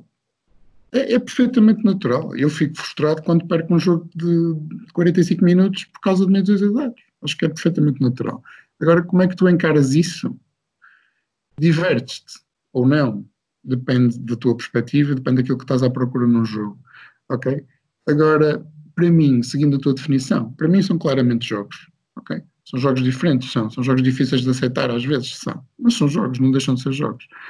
Uns têm mecânicas mais reconhecíveis, e daí as pessoas se calhar identificam mais facilmente como sendo jogos, outros nem por isso. E é uma das críticas que se faz aos jogos da Sierra Madre, é que os jogos são opacos. São jogos em que é muito difícil de ler o estado do jogo, o estado do tabuleiro e o fluir da coisa. Mais uma vez, é um bocado de experiência. Sabes? É saberes o que é que estás a contar, porque mesmo assim a variabilidade é impressionante. Os baralhos são grandes e nós usamos às vezes nem um terço das cartas em cada jogo. Portanto, para além disso tudo, ainda tens uma variabilidade brutal em que não há um jogo que seja igual. Percebes? Não existe isso. Deixa-me só, o Biogénese é particularmente difícil, não só porque depende mais de dados, sim, dos lançamentos, e tu tens menos controlo na quantidade de dados que usas para ter sucesso, enquanto que no Neandertal, por exemplo, basta tu enviares mais caçadores, por cada caçador lanças um dado. Mais dados disponíveis, exatamente. Sim, podes lançar, não há limite, basicamente não há limite para o número de dados. A caixa vem com 10 dados, mas se tu tiveres 20 caçadores, tu tens que lançar os 10 e depois mais 10. Pronto, o Biogénese trabalha numa amplitude mais restrita. E para além disso, é um tema muito mais difícil. Sim, é que as cartas têm moléculas de DNA, não é? Moléculas de DNA. E tem eu mostrei a carta ao contrário. Tem cartas de DNA e falam de termos verdadeiros da biologia molecular, muitas vezes. Isso faz com que, sem dúvida nenhuma, que menos pessoas consigam entrar no jogo, não é? Sem dúvida. Estejam predispostas por isso. Percebo isso perfeitamente. Agora, relativamente à parte da mediocridade, eu acho que eu tenho alguma dificuldade em considerar algum jogo medíocre. Mesmo os jogos que nós, gamers, consideramos, no geral, medíocres. Sim, sim. Portanto, se eu tenho dificuldade em considerar esses jogos medíocres, não posso considerar estes medíocres, porque está aqui muito trabalho investido, muita investigação, muito esforço em transformar um fenómeno de grande escala, como é a origem da vida na Terra, numa caixinha deste tamanho, não é? Podem ver a escala. Uma caixinha deste tamanho, com a grossura disto. Portanto, eu acho que abrimos estas caixas e é uma explosão, não é? Que sai daqui de dentro. Portanto, acho difícil considerar isto medíocre, mas são as opiniões e aceito perfeitamente as opiniões que as pessoas têm, nem as levo a mal, essa. Acho que são bons jogos, mas realmente são para quem gosta disto por um motivo ou por outro. Não sei explicar. Vocês disseram que têm a sorte de ter um grupo em que consegue jogar isto, que tem pessoas suficientes para jogar. A mim dá-me a ideia que são jogos que são mais difíceis de levar à mesa e que se calhar por isso é que também não estão tão generalizados, digo eu. Por vezes, às vezes até os euros mais pesados nem sempre se conseguem levar à mesa, não é? E estes dá-me a ideia que é ainda mais complicado. Vocês têm noção que existe uma comunidade de jogadores deste tipo em Portugal? Que existe muita gente a jogar isto, ou não? Eu não sei se existe muita. E também as que existirão estarão concentradas aqui em Santa Maria da Feira, digo eu. Há pessoas que gostam. Nós temos a sorte de quase todos nós gostarmos disto. Ok? Em Lisboa tens as coisas mais vocais, tens o Francisco Maia, não é? É um bocadinho por aí, não são jogos que se falem, não são jogos que entrem no comboio do hype, não é? Não são jogos que são falados assim. Está a mudar um bocado. Está. Ainda bem. Mas também tem aparecido muito. Mas o Pax Pamir neste momento já não é da Serra Madre. Lá está. Não te esqueças que o Pax Pamir foi um jogo que, lá está, não foi feito pelo Eklund, foi feito pelo Cold Whirly. E o Cold Whirly, quando saiu da Serra Madre, quando deixou de trabalhar para a Serra Madre, fez uma editora própria. E quando foi buscar os direitos do jogo outra vez, o Pax Pamir está a reeditá-lo. Esta segunda edição já não tem nada a ver com a Serra Madre. Okay? Aliás, a Serra Madre faliu o ano passado. A Serra Madre foi comprada pela Ion Games. Neste momento, o Phil Eklund é um empregado do John Manker. Já não é dono dos seus próprios IPs. Isto por causa de uma gestão desastrosa durante o Kickstarter do Greenland e do Neandertal, as terceiras edições. O homem é um game designer, mas não é certamente um gestor de negócio brilhante. Não é? Mas há uma curiosidade que eu acho interessantíssima. O Ruben falou do tamanho das caixas, e o tamanho das caixas, quando a Serra Madre era uma empresa só do Eklund, tinha um motivo muito específico. Porque os jogos tinham que ter este tamanho e não podiam pesar mais de 500 gramas. Porquê? Porque ele embalava-os em casa e enviava-os de casa dele da Alemanha. E era uma flat rate que ele tinha com os correios alemães, que era a coisa mais barata que ele conseguia arranjar. Se o jogo pesasse 510 gramas, já pagava muito mais em portos, já não conseguia ter lucro.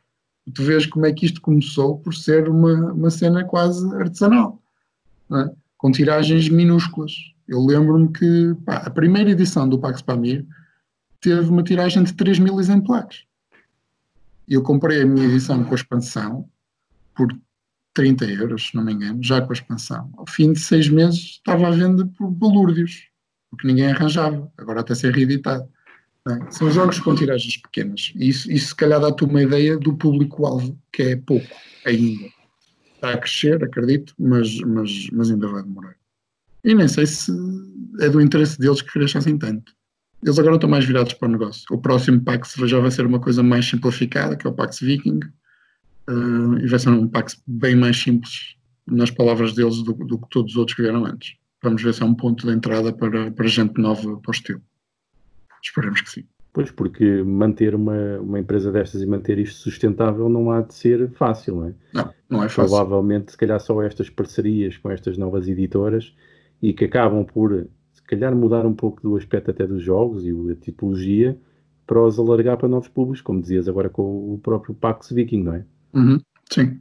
Mas é o que eu estou a dizer, não é fácil, tanto não é fácil que a empresa faliu, não é? Mas tu tens bons exemplos de tiragens pequenas com a Splotter, por exemplo. A Splotter é uma companhia minúscula e que se mantém no mercado há muito tempo a fazer aquilo que quer fazer. Eu acho que quando as pessoas fazem as coisas com paixão, vão encontrar o público delas. Okay? Se calhar não estão à espera de enriquecer, porque não é possível, com tiragens tão baixas, ganhares uma fortuna. O Eklund, durante muitos anos, usava os lucros de um jogo, ele por norma manda 1 ou 2 jogos por ano, usava os lucros de um ano para financiar os jogos do próximo. E era assim que a coisa ia andando, até entrar um bocadinho de areia na engrenagem e aquilo embirrar completamente. Não é fácil, porque é um mercado minúsculo. E em Portugal é minúsculo também, de certeza. Se for um espelho do que é por esse mundo fora, é uma fatia mínima do que é o universo dos gamers. Mínimo. Ou seja, é um grande nicho perante o outro mercado nicho de jogos. Sim. Mega nicho. Sim, é um mega nicho. Não tenho dúvidas nenhumas. É um nicho, é como o 18xx é um nicho. É a mesma coisa.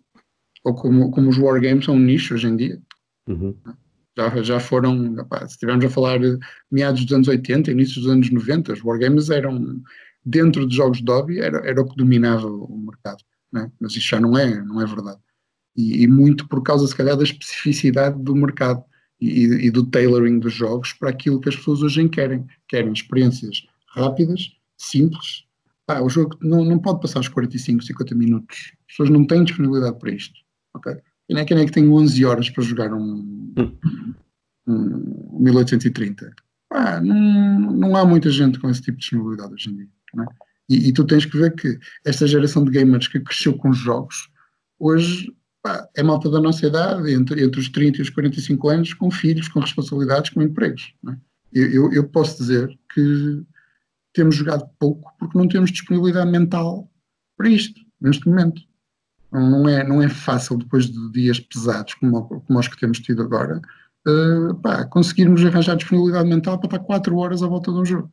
Por muito que te saiba bem estar com as pessoas, às vezes não há disponibilidade mental para isso. E tive, a última vez que joguei foi contigo, Ruben. Quando estivemos em tua casa agora há pouco tempo e jogamos o quê? Nós que estamos habituados a jogar jogos pesados, jogamos um Splendor e aqueles...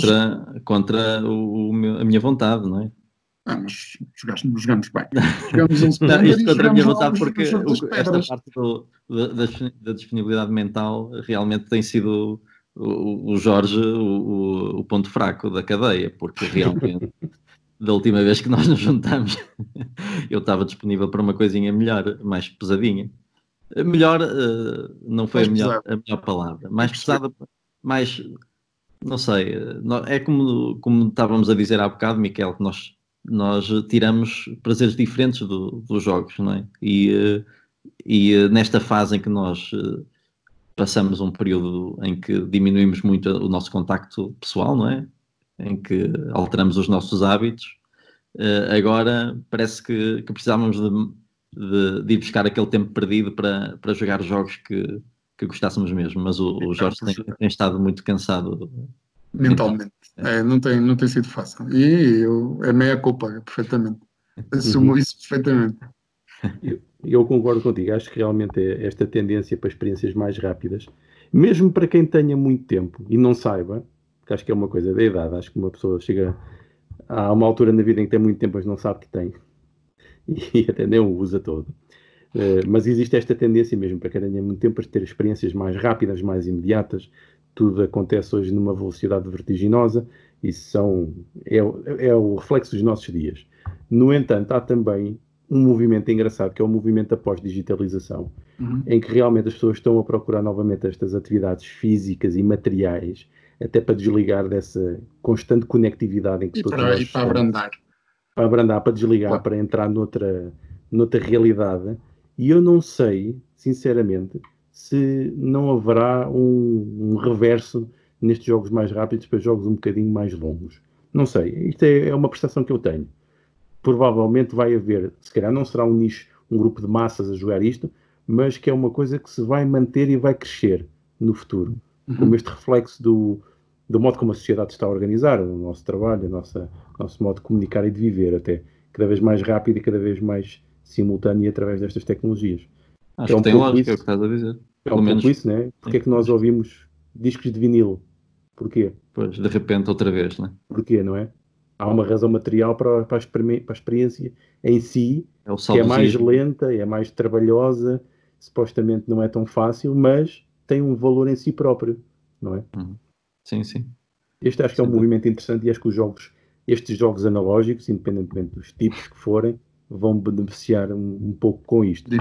Eu acho que também, porque é que eu acho que eu próprio já senti essa pressão no nosso grupo, às vezes em alguns encontros, de jogar o maior número de jogos possível.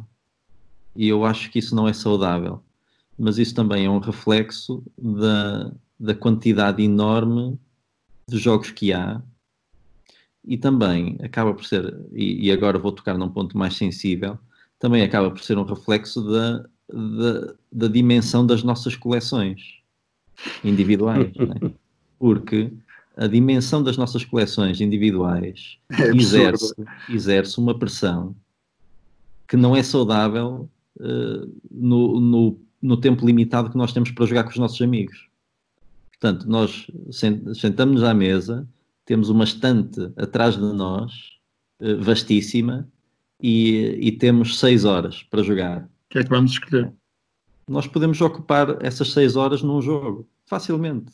Nós, se tivermos 4 jogadores e nos pusermos a jogar um vinhos, pode ser possível chegar perto das 6 horas, dependendo das circunstâncias, né? E depois, de repente, olhamos para a estante e estão ali centenas de jogos à espera. E essa pressão é avassaladora. Eu tenho uma coleção, pronto, modesta, e perdoem-me os não board gamers, não é? Porque se eu mostrar isto a um não board gamer, e tu és tolo, 50 jogos, que é isso? Os gajos saem daqui a pensar que eu sou mesmo tolo, mas mesmo assim não consigo rodar a minha coleção da forma como eu queria. Eu estou ansioso para jogar um Age of Industry, que não sei porquê, mais uma vez, eu gosto do jogo, mas não sei porquê, gosto, e não consigo jogar, sei lá, arrisco a dizer há anos, a última vez que eu joguei, não sei. Portanto, mesmo em coleções pequenas, existe esta pressão e nós não conseguimos corresponder a esta pressão. E daí também o facto de nós convivermos muito com esta coisa. Ok, vamos tentar jogar o maior número. Quantos jogos é que conseguimos jogar hoje? Olha aí, boa, correu bem. Jogamos 5 jogos. Acho que não devia ser o nosso critério de correr bem uma sessão de jogos com os amigos. Acho que eu não me importo nada de perder uma tarde inteira a jogar um só jogo. Aceito isso perfeitamente e de bom grado. Só chegamos à conclusão que precisamos de mais tardes. Depois precisamos de mais tarde, por semana. Assim como é isso. Assim como jogos, a questão do experimentar jogos novos é a mesma coisa, é da mesma natureza. Ok, é para que jogamos um jogo que já jogamos e voltamos a entrar nesse jogo e a explorar o que não foi explorado, a tentar novos caminhos, ou jogamos uma coisa nova. Geralmente a tendência é jogar uma coisa nova. E essa tendência eu às vezes tento bater um bocadinho contra essa tendência. Só que depois bate-se outra vez na parede da pressão da coleção. É uma parede rija de vencer. Mas tu tens sentido, eu pelo menos tenho sentido isso. Houve um abrandamento grande naquela febre da aquisição há uns anos atrás. Pá, eu, por também motivos de limitação de espaço, começa a ser difícil de gerir. Mas chegas a um ponto em que chegas a essa conclusão. Tens demasiados jogos para o tempo que tens disponível. Pá, eu neste momento já só compro aquilo que quero mesmo, percebes? E estudo bem a coisa antes de gastar dinheiro. Há 5 anos não. Há 5 anos apanhava uma coisa mais barata que não conhecia e mandava e queria experimentar, não é? Pá, comecei a perceber que não vale a pena estás a gastar, não é? Nem é o dinheiro, é o tempo que perdes, não é? Mais vale, pá, encontras o teu caminho e focas-te um bocadinho por ali. Pá, e não me faz confusão ter jogos não jogados. Tenho muitos jogos não jogados na minha coleção. A ti não te pode fazer confusão, Miguel. Tenho um ou dois. Não, tipo, meio, só meio. Mas pá, gosto de comprar jogos e gosto de abrir jogos, é engraçado. Gosto muito de abrir jogos, okay? Fazer o punch e organizar as coisas. Mas sim, o Ruben tem toda a razão. Nós temos demasiados jogos para o tempo que temos disponível para eles. Mas nós dizemos sempre que estamos a investir para a reforma, portanto. Exatamente, isto é para um dia jogar mais tarde. Temos a investir para a reforma, para jogar com os nossos filhos quando eles forem mais velhos. Há sempre uma justificação válida para isto. Por isso. Eu tento autoconvencer-me com essa também. Exatamente. É para jogar um dia com... Daqui a 15 anos falamos outra vez. Eu depois daqui a 10 anos não consigo arranjar isto, né? Depois já não há edições, né? Tenho que comprar agora. Isso é outra lógica. Mas tem que justificar a coisa. Há tantos caminhos. É um jogo em si mesmo. Tudo isso, até um jogo em si. É um metagame. Depois, isso é uma coisa que estavam a falar que é engraçado, essa pressão para jogos novos. E isso acontece até, agora não, porque nós não fazemos os encontros coletivos, e as pessoas até ficavam um bocado admiradas que eu, por vezes, passo 2 e 3 semanas a levar os mesmos jogos. Mas isso é muito bom. E não é por falta de ter coisas novas. Não mas isso é bom. Isso é bom. Porque para já faço algumas análises de jogos e não posso fazer uma análise de um jogo sem ter jogado uma vez, não é? Não faz sentido nenhum. E eu, quando gasto aquele tempo a aprender aquele jogo, quero pelo menos jogar 3, 4 vezes. No mínimo, porque senão não justificou estar a aprender um jogo novo, não é? E por isso é que eu tenho também muitos jogos por abrir. Porque não há ânsia de estar a abrir o jogo, pelo menos para mim, estar a abrir o jogo, estar a estudar as regras e jogar uma vez e depois nunca mais jogar. Prefiro tentar fazer isso, dedicar pelo menos 3, 4 vezes àquele jogo, e depois então passar para o outro. Mas sim, acho que é isso. Acho que há uma pressão muito grande desta busca pela novidade, até porque dos estudos que têm sido feitos, uma das razões pelas quais as pessoas jogam este tipo de coisas é pelo lado social. Claramente, é uma delas. Isso há vários estudos a referir isso. E a outra é a busca pela novidade. Porque a maior parte dos perfis destes jogadores tem um interesse muito grande pela descoberta. Até mais do que o perfil do competidor. Existe o perfil de querer descobrir, querer experimentar o sistema. Por isso é que, se calhar, pessoas como o Ruben gostam de ver livros de regras. Porque é aquela descoberta de ver a novidade, de ver o sistema, como é que aquilo funciona. E é uma coisa que aparece muito neste tipo de jogos. E eu até diria que era um traço muito comum de quem joga estes jogos de hobby, porque nós temos que ter uma predisposição para aprender muitos jogos. Temos de ter, porque senão não jogávamos isto, não é? Eu não discordo de ti, mas também acho que há o outro lado disso, que é essa ânsia de querer conhecer coisas novas. Há muitos jogos aos quais não é feita justiça por causa disso. Porque as pessoas jogam uma vez e tiram conclusões imediatas, encostam, vendem, ou não pegam mais naquilo. E há jogos em que tu só vais descobrir estratégias e aquelas sutilezas ao fim de 5 vezes, 10 vezes. Se falarmos de jogos da Serra Madre, 10 vezes para acertar nas regras. Tipo, Para sabes? começar a jogar bem, né? Para começares a jogar bem e começares a ter uma noção da estratégia que tem que te guiar.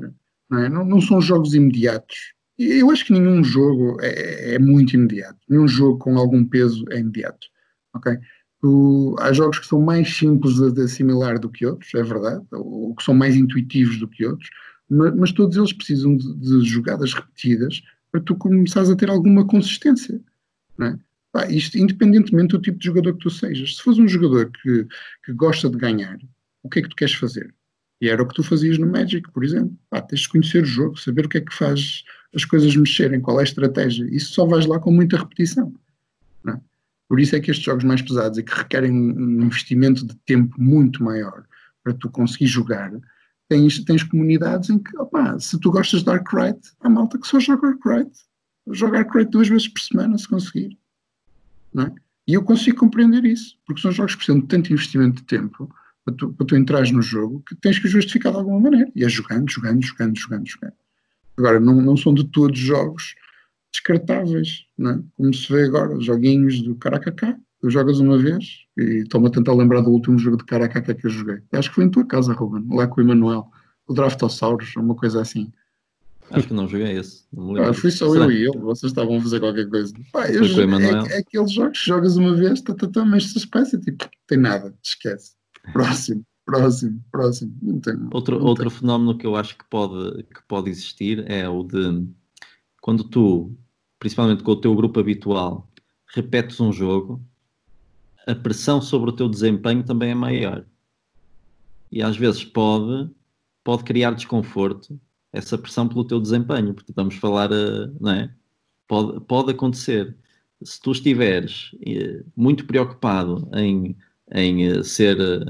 não ficar em último, ou em ficar, ou em lutar pela vitória, à medida que tu vais repetindo o jogo, tu deixas de ter menos desculpas para o eventual pior desempenho na pontuação, digamos. Pronto, estou a falar se falarmos em euros e em pontos de vitória. Portanto, é outro, se calhar, também pode ser outro fenómeno, se calhar com menos peso, mas que também pode acontecer e que pode demover as pessoas de repetirem o jogo. Porque se for um jogo novo, nós estamos muito mais libertos. Né? O primeiro jogo é para conhecer. Também é um tema sensível, mas admito que possa também ter o seu papel. Sim, acho que pode ter, se calhar até mais inconsciente, não é? Uma coisa Sim. não direta, mas pode ter esse papel. Eu digo isso porque eu, por vezes, nos jogos, especialmente quando joguei já várias vezes, o que eu tento fazer, por vezes, é experimentar estratégias absurdas. Só para ver se a coisa funciona. E depois, realmente, as pessoas que estão habituadas a ter um perfil totalmente competitivo ou focado na competição, dizem, então, mas que raio, já jogaste isto tantas vezes e não ganhaste isto? Ou ficaste tão para trás? Eu digo, mas o que eu gosto de experimentar, lá está, é coisas novas, é testar coisas novas, não é? Claro. O que é que me interessa estar a seguir sempre a mesma estratégia se eu já sei que daquela estratégia, daquela maneira dá para ganhar? Interessa-me experimentar outra coisa. Pois. E é uma coisa que tem acontecido e causa estranheza a algumas pessoas. Eu diria que mais até quem não está habituado a jogar muito. Porque vê os jogos como ou ganhar ou perder. Normalmente não vê o metajogo e as outras coisas que estão associadas nestes palcos de experimentação que para mim são jogos. Tem a ver também com outra definição. Outra definição de jogos dizia que são arenas de experimentação, que é uma coisa também interessante, acho eu. Então, e agora para tentarmos, se calhar isto até devia ter sido falado no início, mas falamos agora, se alguém quiser entrar mais neste tipo de jogos, o que é que vocês aconselhavam para começar? Pax Pamir, provavelmente. Sim. É o mais que eu conheço, atenção. É o mais streamlined. De todos eles é o mais streamlined. É o que tem um conjunto de regras mais simples de assimilar. E uma estrutura de progressão de jogo mais lógica. Mas na minha opinião. Lá está, não é do louco do Eklund, não é? Portanto, as coisas são mais grounded do que os jogos mesmo do Eklund ou do filho. Mas a resposta, acho que quase toda a gente que joga este tipo de jogos já vai dar a mesma resposta, Miquel. O Pamir é um jogo muito bem estruturado. E além disso, para além de ser um jogo relativamente mais simples, menos complexo, também junta mecânicas de vários outros jogos da coleção, né? Tem mapa, tem um mercado de cartas, tem o conceito de circularidade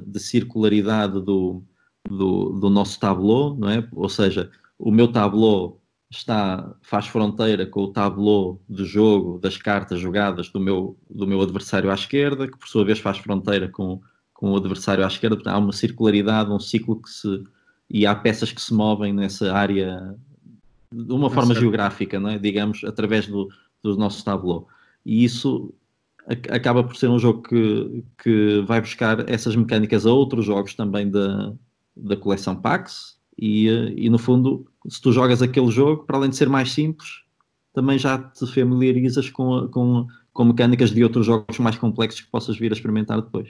E assim, de jogos que não sejam jogos da Sierra Madre, que coisas que vocês acham que são assim distintivas e interessantes recomendariam? Podem ser só 50.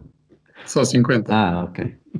Eu já recomendei, o Jorge está muito hesitante, não é? Eu apetece-me dizer Keyflower, mas eu digo sempre Keyflower, percebes? Tens um gravador já tens isso gravado. Já tenho isso gravado, é o meu toque no telemóvel, é Keyflower. Por acaso, eu como faço o meu trabalho de casa, eu trouxe, tirei ali da estante. Pronto, eu trouxe o Hansa Teutónica, já mostrei, não é? €1 seco, mas muito bem feito, com muita interação. Vais-me obrigar a levantar e buscar jogos, mas está bem. Acho que é um jogo, em termos de genialidade, acho que é muito bem feito. Depois, eu gostei muito de ouvir o João Neves na entrevista, na conversa que tiveste com ele, porque eu também partilho um bocadinho eu também gosto de jogos feios. Jogos feios. Eu gosto de jogos feios. Por exemplo, estou-me a lembrar de um que não é meu, mas é do Nuno Ferreira, também do nosso grupo, que é o In the Shadow of the Emperor. É um jogo excepcional, mas que é feio segundo os parâmetros atuais. Também gosto de jogos antigos, clássicos. Puerto Rico. Trouxe também também gosto muito do Bruxelas 1893. Ainda não experimentei o meu, pá. É um que está ali. Gosto muito. E por fim, também gosto, não sei porquê, mas gosto do Panamax. Tive a oportunidade de o jogar há pouco tempo. Não sei, é um jogo estranho, é um jogo nebuloso, mas que, não sei, há ali qualquer coisa que me faz gostar. Talvez a mecânica é um jogo diferente de tudo. Não há um jogo que seja semelhante a Panamax. O mecanismo não sei se já jogaste, Miquel. Sim, já joguei. Sim, ok. Claro. Aquele mecanismo de avançar com os navios através do canal do Panamá é uma coisa que não existe, que eu me lembre, que eu não consigo encontrar paralelismo noutro jogo. Portanto, talvez seja por aí que vá buscar esse gosto por esse jogo. E então, Jorge, já foste buscar coisas? Já fui. Quais foram os que mostraste já agora? Não, agora não vou mostrar. Olha, mete para trás. Não é o que estás habituado a fazer quando vês os vídeos do Miquel? Parece que sim. Não ouvi esta parte, vou voltar para trás.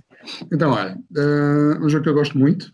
Pá, não é muito pesado, mas é um jogão para nós. Se alguém conhece Ticket to Ride, isto é o passo a seguir, óbvio. Acho que é um jogo fantástico de construção de rotas de correios. Também é um tema assim, sequinho, um tabuleiro sequinho, mas as mecânicas de jogo são espetaculares. E é um jogo engraçado, porque tu não podes falhar, basicamente. Se falhares uma jogada, estás completamente fora do jogo. Não consegues recuperar. Uma coisa isso já agora, Jorge, é a única coisa que o impede de ser um verdadeiro gateway. Sim, é? Mas o que é um gateway? O que é ser um gateway? Pronto, é ser um jogo de fácil acesso? Sim, um jogo para principiantes, não é? Eu também tenho dificuldade de dizer o que é isso. Quando eu falar disso, conto sempre uma história engraçada que me aconteceu comigo quando eu estava na Serra. Vi lá um rapaz que trabalhava e que via-me a ler manuais e as minhas encomendas a chegar, e perguntou-me se gostava de experimentar. Não conhecia nada, só jogava risco em casa com o pai e Monopólio. E perguntou-me se eu não me importava de fazer uma sessão com ele para ele experimentar umas cenas novas. Por acaso, eu às vezes passava tipo 2 semanas sem vir. A única cena que eu lá tinha, nessa quinzena, era o La Granja. Portanto, o rapaz passou de jogar Monopólio para La Granja. e correu 5 estrelas. Percebes? Neste momento já compra jogos por si e posso dizer que se eu joguei 5 partidas de La Granja, ele fez 80. Percebes? É impressionante. Portanto, essa história dos gateway para mim às vezes irrita-me um bocadinho. Sim, mas o Os La jogos não Granja têm se que ser calhar simples. tem, Sim, mas os jogos não têm que tem ser mecânicas que... Não, mas não é por causa da simplicidade, porque eu concordo contigo, o Turn in Taxis é muitas vezes referido como o passo seguinte ao Ticket to Ride. E eu próprio já o mostrei a pessoas sem experiência nos jogos de hobby, de entrada, pronto. Mas reconheço que pode ser difícil por causa dessa parte, porque realmente se tu falhas uma rota, tu tens que voltar ao início, não sei, não é? Tens que voltar ao início da construção de uma rota.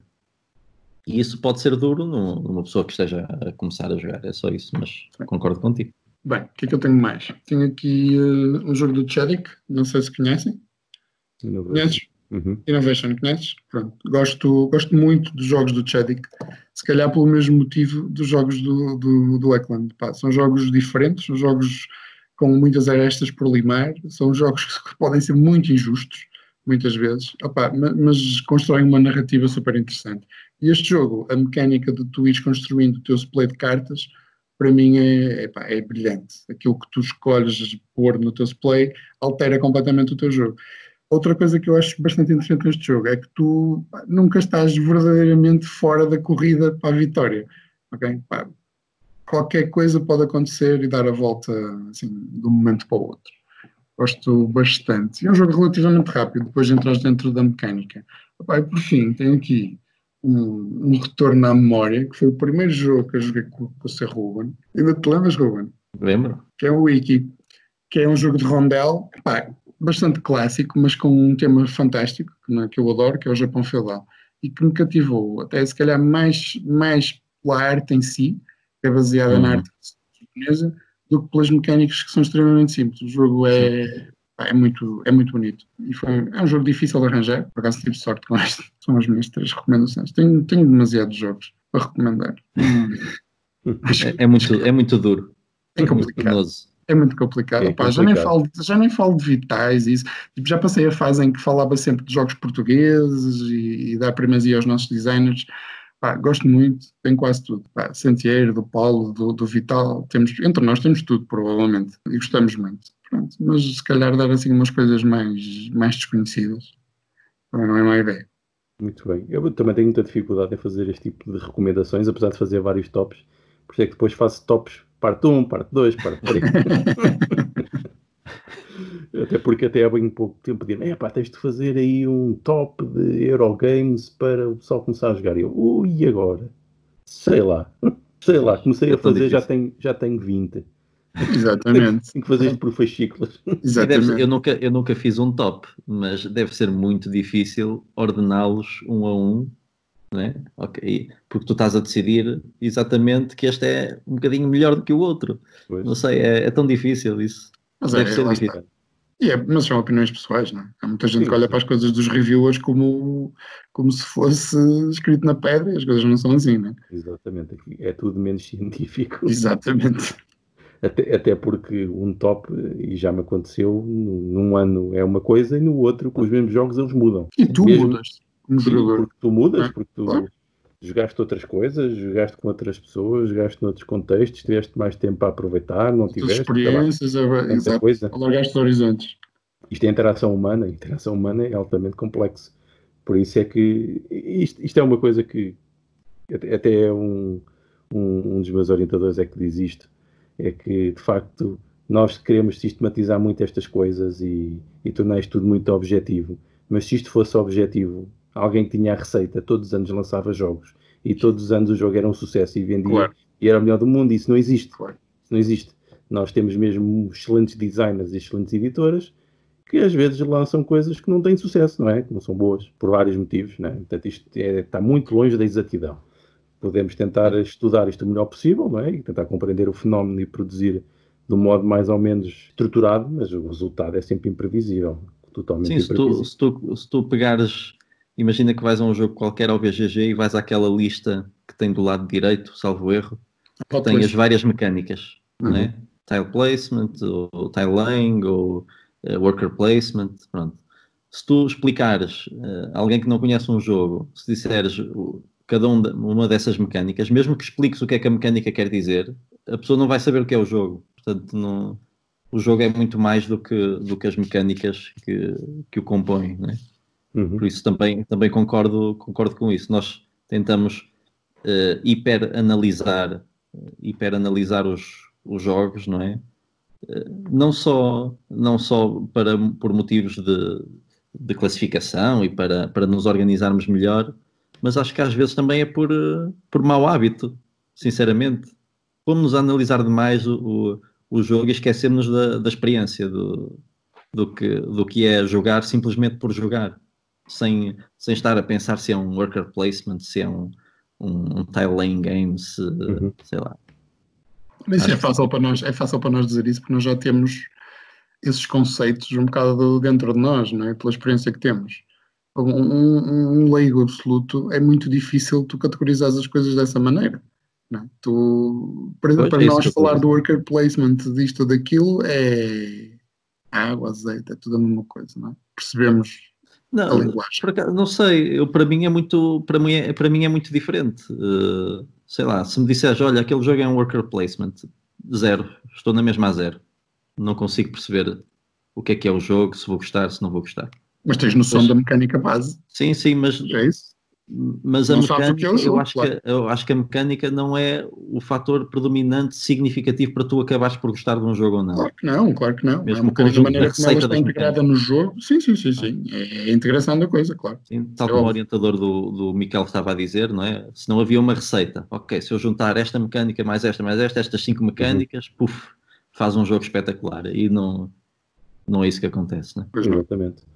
Até por isso é que a maior parte das frameworks, não é? As metodologias para análise de jogos, que nós não seguimos no hobby, porque nós fazemos isto, e não é por acaso que depois as pessoas dizem que isto é conhecimento anedótico, porque é um bocado anedótico, porque nos estudos dos jogos há algumas metodologias, e por exemplo, a mais conhecida de todas é a Mechanics, Dynamics e Aesthetics, é aquela que é uma das que é básica. O que é que aquilo faz? Basicamente pegas no jogo, vês quais é que são as mecânicas, vês que dinâmicas é que elas geram e depois dessas dinâmicas que estéticas ou que experiências é que estão associadas. No entanto, depois isto é tudo muito permeável entre elas, mas não se fica só pelas mecânicas, não pode ser. Temos que ver o que é que elas contribuem num fluxo no conjunto do jogo. Não é uma coisa simples que por si só defina o que é que seja, não define. Define é este conjunto de coisas. Isto, o que é que uma coisa faz, o que é que liberta para a outra, o que é que potencia, supostamente. E é assim que nós normalmente analisamos este tipo de coisa. E depois há modelos ainda mais complexos. Mas lá está. Temos que perceber sempre que isto é um sistema. E os sistemas têm partes e elas comunicam entre si. Claro. Tem variáveis, tem interligações. Portanto, quando separamos as coisas em demasiado e colocamos em muitas caixas, elas perdem depois o significado. Portanto, temos que ver sempre no conjunto. Bem, eu gostei muito da conversa. Já vai aqui com 1 hora e bastante. Não sei se vocês querem dizer mais alguma coisa, acrescentar mais alguma coisa antes de encerrarmos. Olha, este momento em que eu olho para o Jorge e o Jorge olha para mim. É o silêncio. Não, gostava de... Olha, estás a ver? E agora estamos os dois a começar a... Não, podes falar. Tudo a correr bem. Não, acho que também gostei muito da conversa, foi uma experiência nova. Eu disse à minha filha que ia participar num vídeo do YouTube e ela disse-me, olha, agora já és youtuber. Foi exatamente a mesma coisa. Pronto, agora já sou youtuber, é um passo novo na minha carreira. Agradeço ao Miquel por ter sido o meu padrinho. Oportunidade. Mas também gostei muito da conversa. É pensar os jogos. É bom falar com pessoas que pensam os jogos e não só jogam. São duas coisas que são um bocadinho diferentes. Uma precisa da outra. E lá está, como experiências interativas, eu acho que não é possível analisar os jogos, pensá-los e fazê-los sem os jogar. Eu acho que não. A não ser que sejas do Knizia, que nunca joga jogos que não são dele.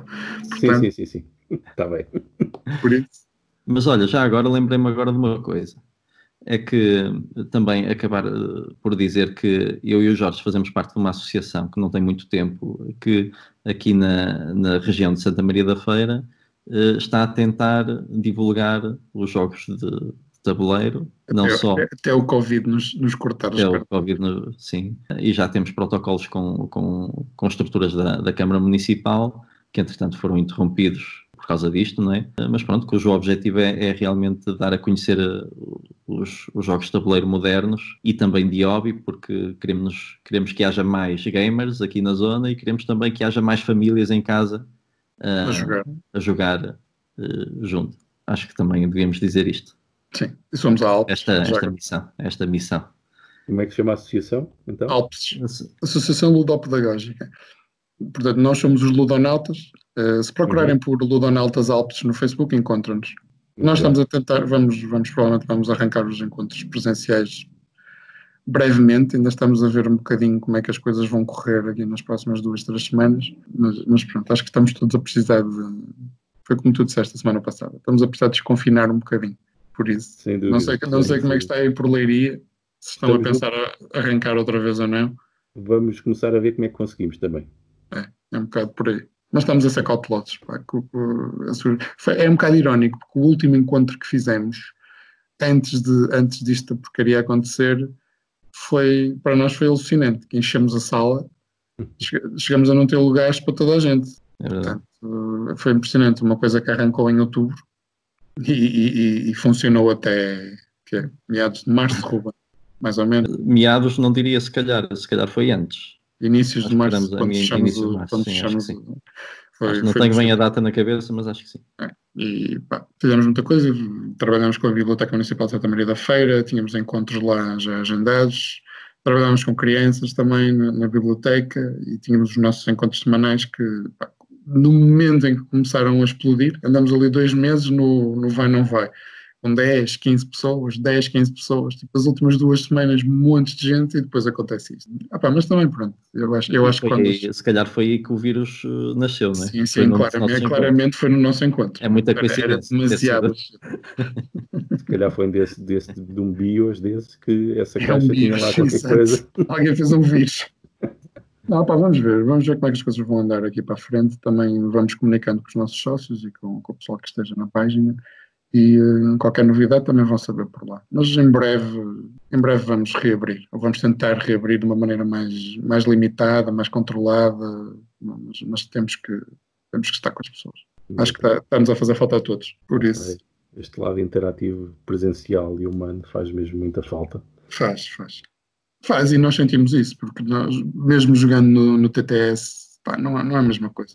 Não vale a pena. Não é a mesma coisa. Porque se não fosse isso, nós jogávamos jogos digitais já de raiz, não é? Não jogávamos. Exatamente. Eu pessoalmente acho que numa situação destas, às vezes é melhor jogar jogos digitais de raiz do que estar a jogar jogos de tabuleiro. Sinceramente. Mas aí, pronto. Já é a minha opinião pessoal. Eu também tenho evitado essas plataformas porque acho que uma coisa é uma coisa e outra coisa é outra. Não, eu acho que é uma boa ajuda e fizemos bons jogos em plataformas digitais. Mas não é a mesma coisa. Não é... Falta a componente tátil, sabes? Falta a presença, falta... E a fluidez. Sim, a fluidez, mais que tudo, se calhar a fluidez também. Mas pronto, é o que é, neste momento é o que temos. É o que se pode fazer, não é? Exatamente. Muito bem. Pronto, se quiserem dizer mais alguma coisa, esta é a oportunidade. Agora estás a olhar para mim outra vez? Não, agora acho que está tudo. Ok. Obrigado. Ok, muito bem. Obrigado eu. Obrigado, Miquel. Vemo-nos por aí online e depois presencialmente, assim que possível, assim espero, numa convenção, se calhar, assim que elas voltarem a acontecer. É a próxima Leiria, tem que ser. Esperemos que sim, esperemos que sim. Já tínhamos tudo marcado, tudo reservado. Quantos é que íamos, Ruben? Quantos é que era o nosso grupo? Era maior do que o habitual. Aí 12, mais o Francisco. Melhores dias virão. É e isso. acho que isto vem ainda com mais força depois. É o que eu acho, O vírus não, não é? Estás a falar dos jogos. Não, isto dos jogos. Porque acho que isto também foi um bocado um ensinamento para todos nós do valor que isto tem, acho eu. Da presença. Sim. Eu acho que vai ter esse contributo. Andávamos assim um bocado todos, eu sinto isso, especialmente no mundo tecnológico e tal, e das empresas andávamos todos assim muito iludidos com a digitalização e estas coisas todas, que era maravilhoso, era a revolução e tudo ia ser digital, e acho que isto vai demonstrar que não é bem assim. O futuro vai ser híbrido. Por outro lado, nós ficamos dependentes do digital, não é? Sim, totalmente agarrados. totalmente agarrados. Agora, com a escola dos miúdos e mesmo o nosso teletrabalho, etc. Eu acho que o futuro vai ser híbrido, aproveitando as mais-valias de cada um dos modos. Vai ser uma coisa assim deste género. É o que Sim, mas não pode ser nestes trâmites um bocado de imposição, não é? Sim, sim, sim. Pá, eu 100% a favor do teletrabalho, mas não nestes moldes. É impossível de gerir. Não funciona. Com miúdos em casa, a terem aulas, a distraírem. Não dá. Não dá. E tu também ficaste a trabalhar em casa. Pois, eu já trabalhava em casa. Já trabalhavas. Mas é diferente trabalhar em casa com miúdos, lá Ui, está. não tem nada a ver. Não tem nada a ver. Eu preferia trabalhar em casa, mas agora Mas olha que eu acho que ainda é mais difícil se tu não estavas habituado a trabalhar em casa. Sim, sim. Tens que de repente trabalhar em casa Sim, e tens os miúdos em casa. Claro. Aí, sem dúvida. aí trabalhas com piores condições, não é? Porque se vais para casa e não estavas em casa antes, é porque era melhor trabalhar no local, não é? E ainda complica. Tens estas duas adaptações a fazer ao mesmo tempo. O teu trabalho. É complicado. É complicado. E há trabalhos que não se dão a isto, não é? Pois é, sim, claro. São a isto. Fora esses, nem falamos desses. Mas... Ok, pronto. Muito obrigado. Obrigado. Até um dia destes. Um abraço. Tchau. Um abraço. Tchau.